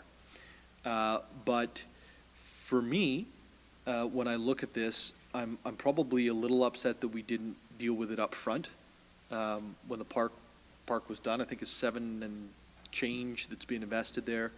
If it was 7.1 million or 7.5 million or whatever at the time, we probably would have been like, add the $400,000, right? It's only because it wasn't done that now it's become an issue, which then just therefore highlights back to the original piece, which is do the thing. Secondly, or maybe it's thirdly, I've lost track of my comments here, it's getting late. I really do struggle when it comes to items affecting individuals with disabilities. And, you know, I grew up down the road from this park, but it wouldn't matter whether it was this one or Sunnydale or any other. I grew up with a mother who was disabled, who struggled through taking me places, and I really do sit back and go, what would the effect been on me and my mother, because we were in that situation, getting to that park, walking because we didn't have a car. And I really struggled through this because I didn't want to support this. I actually fought it at committee, I think 3 weeks ago. And I've come to the conclusion that it just makes sense. So I think the grander conversation that members of council, Councillor Harvie for Ward 7 you've mentioned, Deputy Mayor's mentioned, is one that we need to have over the next 12 months on what the priorities for the city are, what the priorities in the wards are, et cetera. The final question I have on this one is, because I fully subscribe to what Deputy Mayor Thompson's saying, is like, we're not going to not open because of 600 grand. So it's kind of a fake removal. Except, I thought that we put money aside already for the purchase of land. And I could be completely wrong. and maybe it was just forecasted out. But Ms. McAlpine, did we or didn't we put money aside for the purchase of land for the 2023 budget? Mayor Nuttall, thank you for the question. The money was forecasted. It wasn't actually included in the budget. And as you may be aware, the actual forecast on the timing for the Hewitt's Community Center has been moved more than once. 100%. We got it approved when I was a councillor there. So my final on this is that $39 million for land is unacceptable. I have supported this, as I just said, for 15, 20, it's probably going on 20 years. I think I literally ran on this in 2003 to get a rec center done. That's how effective I was. $40 million for land is nuts. It's absolutely bonkers. So I really, really hope we find something that's not $40 million for land. I hope we are able to find a solution that is much lower, and then the $600,000 will actually be a saving that's been found. That's it for me. Any other follow-up questions or comments? Seeing none, all those in favor of the amendment? It carries. I believe there's one more, Councillor Hamilton. There is my last one. I may be pushing my luck here. To add the following to paragraph 9, that capital project FC 1139, City Hall redevelopment on page 79 in the amount of $1,847 million from tax capital reserve be reduced to $1 million for 2024 and reduce the annual funding to $1 million each year, extending the project to 2028 to accommodate the reduced annual contributions for a total new funding of $5 million out to 2028. And again, I can speak to that. Okay, I'll go ahead. I just, first of all, I don't think we said thank you tonight for all the work on the budget, just in terms of the questions for the past week. So, Mr. Miller, I had no idea that you were feeling under the weather, and I know you've been inundated with a plethora of questions. So just a sincere appreciation to you and the rest of staff for getting answers back to us in a timely manner. I know there was a heck of a lot of work done, so I hope you're feeling better after this. And I will just say, going through all of this, I heard comments about putting forward amendments and thinking of our own backyards, and I'll just say I approach these binders really with the lens of anything that impacted the tax levy, how was it going to impact our residents? So how was it going to impact, the improvement or maintenance of services, how it was going to impact accessibility or the movement around our city, how it was going to impact their safety, how it was going to impact our affordability. Those were directly aligned to our strategic plan. So that was the lens I took. And again, for this last amendment here, when we're talking about City Hall redevelopment, I took the exact same lens. So I understand growth in city staff. I understand originally we were looking at a whole expansion of City Hall to accommodate the growth in staff, and staff realized, the costs associated that was probably not feasible or realistic, and made some pretty significant changes and put forward a more cost-effective approach in terms of just making a redevelopment here rather than a whole expansion. So I applaud staff efforts in that front. I know through COVID too, we've got staff working from home, and I think we've got a hybrid work environment still going on today. We've got about 200 or so staff working from home. So glad to see, staff working with those accommodations and working with the restrictions right now at City Hall. My issue with the intake form as presented is we're spending a lot of upfront money on the outset in 2024 on the backs of taxpayers. So it was about just over $2 million over 2024 to be used for some of the redevelopment costs. And what I'm proposing is just to make it, spread it out over another year. So the overall project funding is pretty much the same, but it's only $1 million each year spread over an additional year in 2028. And again, I'm just looking at the lens of a taxpayer, as I said, in line with our strategic plan. I thought Communications did a great job with a survey as well that they put out in terms of trying to understand what's important to residents right now. I went through that, great job. I think it really gives us insight as to what's top of mind for residents. I did that same poll in my ward online, and again, the number one thing that came back in terms of what the most significant issue facing Barrie is right now was cost of living. So as we're sitting around the table, it looks like we're fighting dollars and cents on this. We have to think the average person right now is trying to figure out how to put food on the table, how to figure out how to pay their mortgage. I'm on a variable rate, I'm struggling. So, I mean, this is the reality I think we have to put everything into perspective about. So I understand the work that needs to be done here, and I'm not trying to disrespect staff or your workspaces by any means. I get it. My own work environment, we're looking at cutting down office space and trying to figure out ways to pay bills. So at the end of the day, I think first and foremost, we have to be thinking about what is the bottom line and what is the net effect to residents. So that's why I'm putting this one forward. Thank you, Councillor. Councillor Harvie. Yeah, thank you, Mayor Nuttall. Through you to the CAO or any staff that he feels is best appropriate. Now, with the amendment and the funding of just $1 million for this year, because I believe off the top of my head the chart showed 2 point something for this particular fiscal year. And I know one of the issues that you have to address is some security issues that have arisen. And I know when I first became a councillor, I was quite surprised at how open this building is. So I'm not surprised that these security issues have now come to the forefront. Can you actually even accomplish what you need to accomplish this year with $1 million? Because I think the safety issues are probably priority number one, I would suspect. Through you, Mayor Nuttall, to Councillor Harvie, as the saying goes, $1 million isn't what it used to be. I would offer to Council that Councillor Hamilton and I did have a brief discussion before Council. This amendment I would describe as relatively sort of late breaking today, so the facility staff haven't really had an opportunity to detail what work wouldn't get completed with a reduction of about $800,000, I think is the sort of net of it.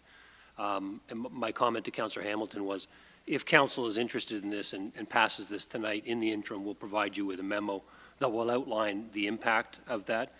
We believe there will still be the money we require for the security features, but there are some larger projects we just might not be able to start because we don't have enough funding in that first year.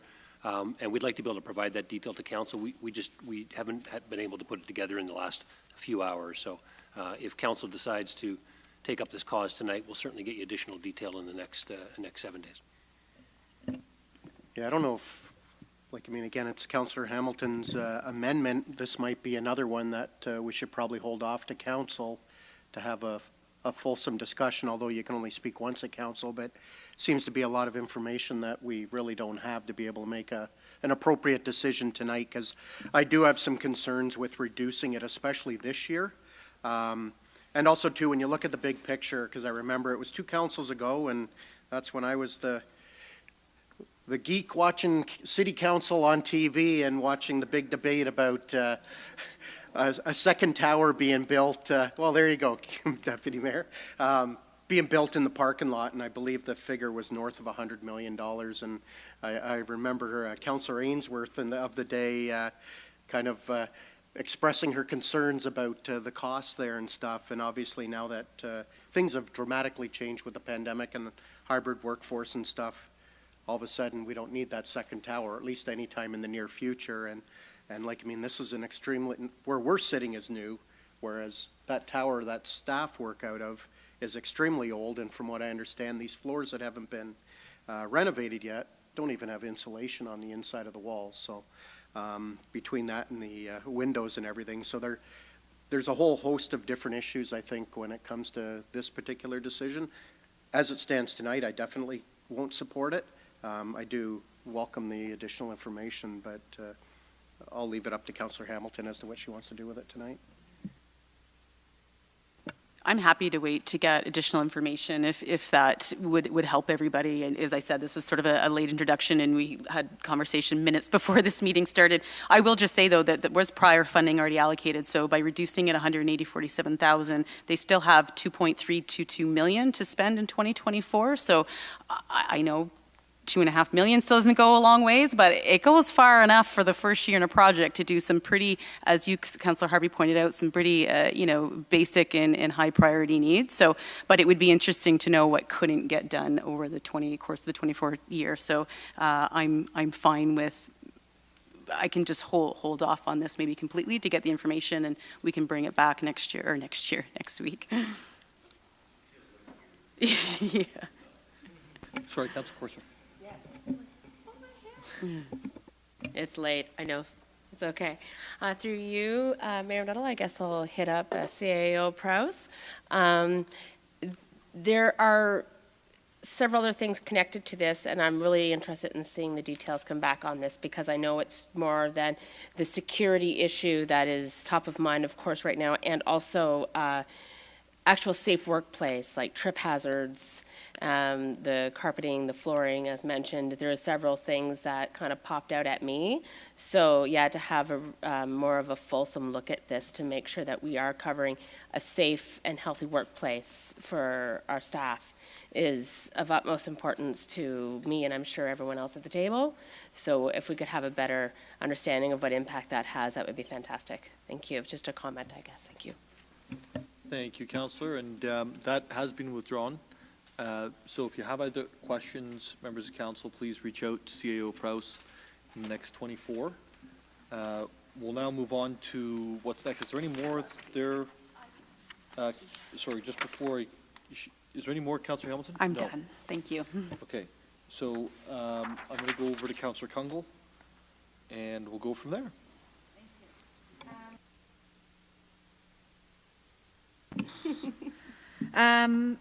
I'd like to identify an amendment. So I think it's in reference to page 165 in the binders. It's specific to the capital plan labeled LTO4 Stormwater Repairs and Retrofit. So what has recently come to my attention is that we don't have a budget assigned to a structural repair of a footbridge. So in particular, almost, I think it's gone back maybe 6 to 8 months this year, if I'm correct. The Stanley stormwater pond, so north of Hanmer, across from the dome, there's a fenced area. Behind that is a storm water pond, and around that is a heavy residential area to the west and east. It's a heavily used kind of green space. Page 165, I think, yeah.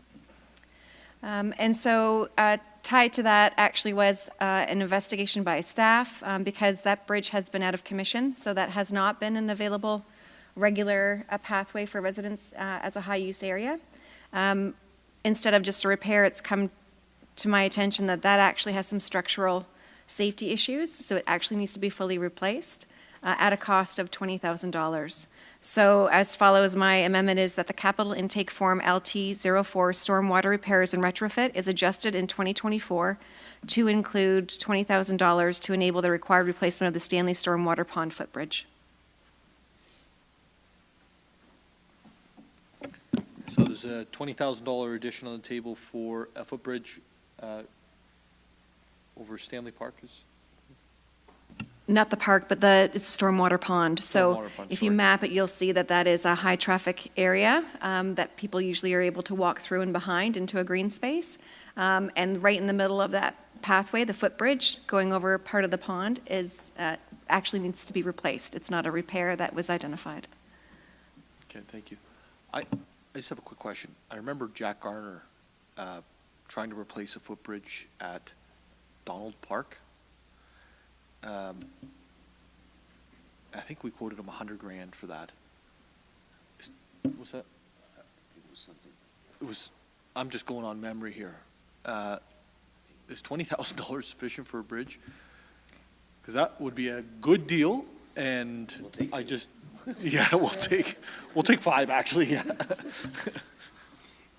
Your Worship and members of the committee, it's a very small bridge. It was built by the developer.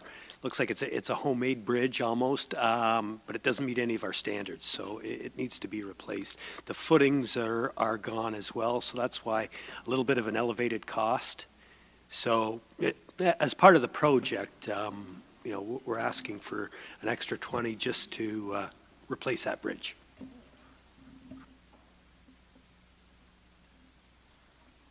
The creek at Donald Park is like maybe 3 feet wide,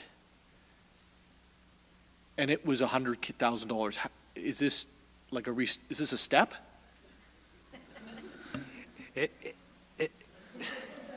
It's a very small wooden bridge over a small pond, and as they're doing the capital work to retrofit the pond, it can be included with it as well. So there's work going on in the area as well, and this will just be at, could be for materials and some footings. I want to see the bridge happen. $20,000 ain't going to do it in my world. And if it does, I'm super excited. Like really, really, really excited. Like I want more of those. So yeah, I don't think $20,000 is the cost of it. We literally, and maybe we can pull it up. We literally had this conversation around this table, and I think the subsequent council did, because 2 members of the public went and tried to replace the bridge over at Donald Park themselves, and then that got shut down. Sam Kinsella and Jack Garner, and then that got shut down, and it was a $100,000 bridge for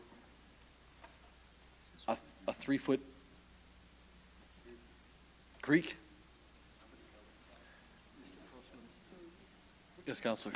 Just to allow you to be in awe for another minute, I'll ask a question. Just the $20,000 then, I see it's coming from the tax capital reserve. If it is part of the storm pond, maintenance, repair, retrofit, does that not just come from the stormwater capital reserve as well, or is that, sorry, through you to Mr. Millar?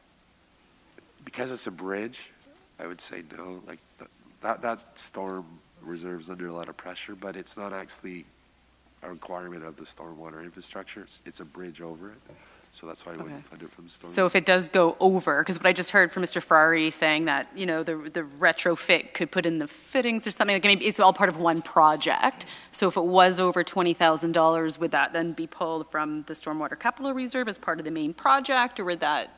So it would just be 20,000, but it'd be funded from the tax capital reserve. Why I'm saying it's not stormwater, because that component of the infrastructure is not related to stormwater. It's like a passage over it, right? So if it was directly related to stormwater, they had to do it, I would say yes. Mr. CEO. It's an interesting evening, Mayor Nuttall. Business cases that are too good get rejected. Bridge prices that are too low get rejected. It's a very, very interesting council bizarro evening we're having. Mayor Nuttall, to be fair, Mr. CEO, the rejection on the 5-minute before on one amendment was pulled back, and now the other 5-minute before has come off a little wonky too. So yes, I think it might have more to do with the timing of the questions and the information than anything else. But that may be some of the, Mayor Nuttall. I was only going to offer, Ms. James Reed was very kind to pull up an article around the footbridge back in 2013. So $40,000 is what was quoted in the newspaper back in 2013. I think what Mr. Fryer was saying, and I'll just look to him for clarification, is we are doing a bunch of work in the area, and as part of that, for an additional $20,000, as part of the broader project, we can also get the bridge done, which I actually do think is a very good deal. And if he comes back and says it's higher, I think we can all hold him very accountable for that.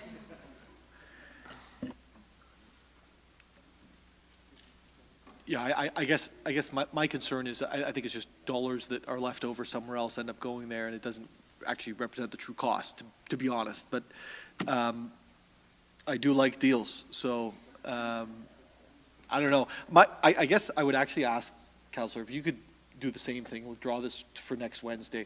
I'll commit publicly. For me, I want to support it, whether it's 20,000 or 40,000 or 60,000. What you're saying makes sense. Like it actually, but that's on the record. But it actually makes sense. You got a bridge that's fallen apart.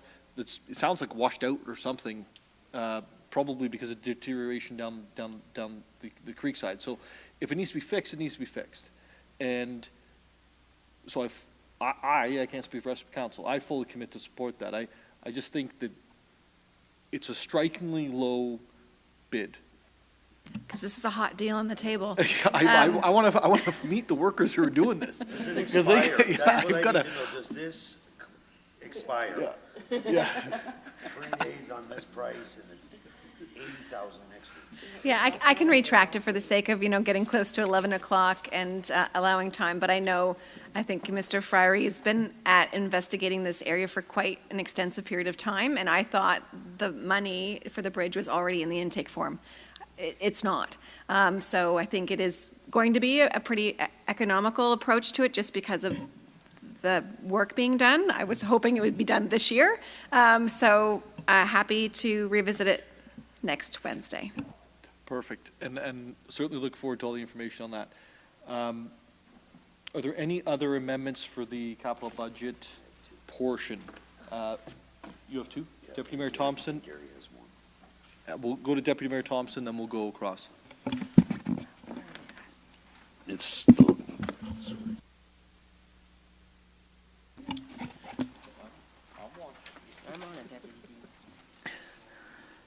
the following be added to paragraph 9, that capital project 00047 facilities forecast needs, page 86, 2024 budget, request be reduced from $3,557,288 to $1 million, funded from the tax capital reserve, and that staff provide details in the 2025 budget process to explain the $42 million forecast over the next 10 years.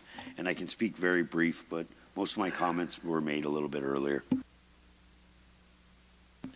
Any questions or comments in relation to the amendment on the floor? I'd like to hear you speak. Thank you, Mayor Nuttall. So this is basically a catch-all. If something goes wrong, a boiler or a coolant system or something, but once something is asked and received at council, it's off the books and it goes against us, basically. And if it's not spent, it's not spent. So I don't ever want to leave staff short in case there's an emergency. I don't want, a roof has a leak or something. We got to wait for council approval and all that. So I want to give them kind of a fund in an emergency case, a boiler or something like that.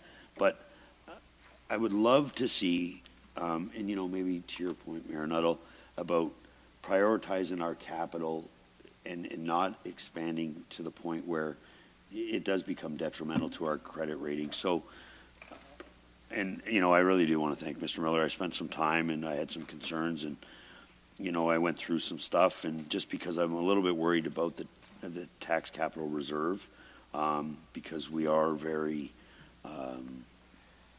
there's pressures on it, and once it's on the books, it actually, like I said, it goes against us. So, for being here tonight and available for all the time and this morning, I really do appreciate it. But, so that's pretty much it. It's just to kind of reel it in a little bit, but make sure that there's enough there in case there's ever an emergency. And to be quite honest, it's out of the tax capital reserve if there was ever a need after this million because of if we ever used 800,000 of this in an emergency, then staff would just come back to council and ask for more money in the tax capital reserve to be put into this fund. Thank you, Deputy Mayor. Any other questions or comments with regards to this amount? Seeing none, all those in favor of the amendment? It carries. Now, I think you have a second, is that correct? Yeah. Yes. So this is to be added to paragraph 9.2, the capital project 001202 Operations Center redevelopment phase 2 implementation, page 100, be deferred by 1 year with the request spending changed to a forecast, and the project be prioritized as part of the 2025 capital budget process. And I'll speak really quick. Similar thing. There's 30 million in phase 1. I believe that it'll be tough to spend that on phase 1. But so this is in my ward, and I got to say, the work staff have done and been receptive. We've had some meetings. There was some issues, like second to none. Pleased a lot of residents with the redesign of certain things, but I know that there's a little bit of concern going forward that there might be some throwaway repairs but I believe that there'll be money in the first phase that will be able to accomplish that for 1 year. And not going back to Mayor Nuttall's comment, but I think we got to look at our capital budget a little bit thorough and just that's why I'm doing this. Thank you, Deputy Mayor. Councillor Kungle. I know you do your due diligence, but just want to give the floor to staff to comment on it, if I may. Mr. Arrhenius-Endren, would this be something in particular that you'd have a comment on around impact or opportunity to move this by a year? Through you, Mayor Nuttall, to Councillor Kungle, I would defer this to Ms. McAlpine. Thank you. Through Mayor Nuttall to Councillor Kungle, certainly the building is 50 years old. There are components of it that are failing or have failed. We have done some of the work on phase one, and we determined that if, as per an original thought that was out there, that if there was a deferral for 2 years, there would be about $5.025 million worth of work that would need to occur because of failing components. We have not looked at the 1 year, but it is likely to be slightly less than the 5.25. So at this point, we don't have an estimate of what work would need to be done, but there are a number of failing components in the building based on the timeline. Whether or not there will be any money left over in the first phase, I don't think we have that information at this point in time, but I would turn to Mr. Hughes if he wanted to add anything, if he felt there was some more detail on whether that money would be available. Through your worship to members of committee, at this point I can't say whether there'd be money left over. With the work that we've got in phase one, I suspect there won't be much if there is.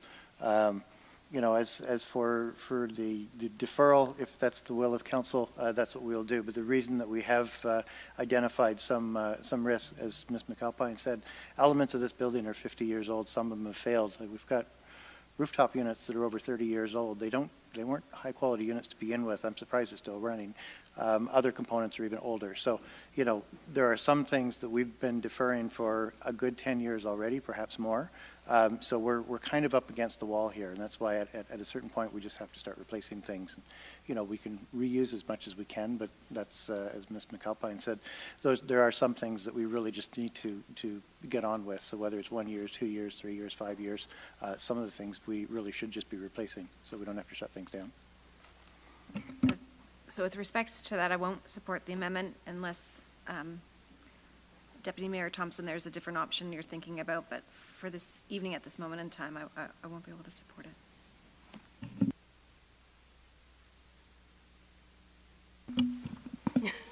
Any other questions or comments?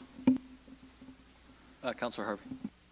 Yeah, thank you, Mayor Nuttall. And I don't expect the answer tonight, and I just wanted to publicly say it, though, that I do look forward to getting some information before next week, so that way we can kind of fully understand what this throwaway money is going to be looking like and what type of issues we're dealing with, so that way we can make a better decision when it comes to next week, because obviously I don't like 5 million throwaway, and I don't like 1 million either, but depending on what it is, I guess, like, I mean, that's where you got to weigh out the probabilities here, and obviously you want to make sure the place is still operational and safe is the big thing. Deputy Mayor? So in light of that, like, I'm okay to wait too for more information, but I think people need to be aware, as staff have, it's 50 years old.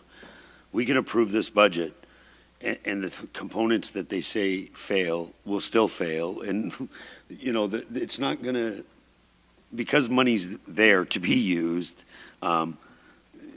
it might not be enough for, like, the building's 50 years old, it could be condemned tomorrow. If Corey stops by for a coffee, the fire might shut it down on us. So, like I said, I think, I'm just trying to look at giving a little bit of, taking the pressures off our capital reserve, right? And I'm trying to find ways that really aren't impactful. So yeah, I'll stop talking about it and I'll just withdraw it, and hopefully staff can give us information and we can discuss it further next week. Thank you, Deputy Mayor. Are there any other amendments? There's one that was circulated by Councillor Harvie. He's going to wait till next Wednesday to bring it forth. And that's with regards to Marina project. Are there any other amendments this evening, folks? The length of this meeting brings me back circa 2014. but, and many of you circa, yeah, exactly. Yes.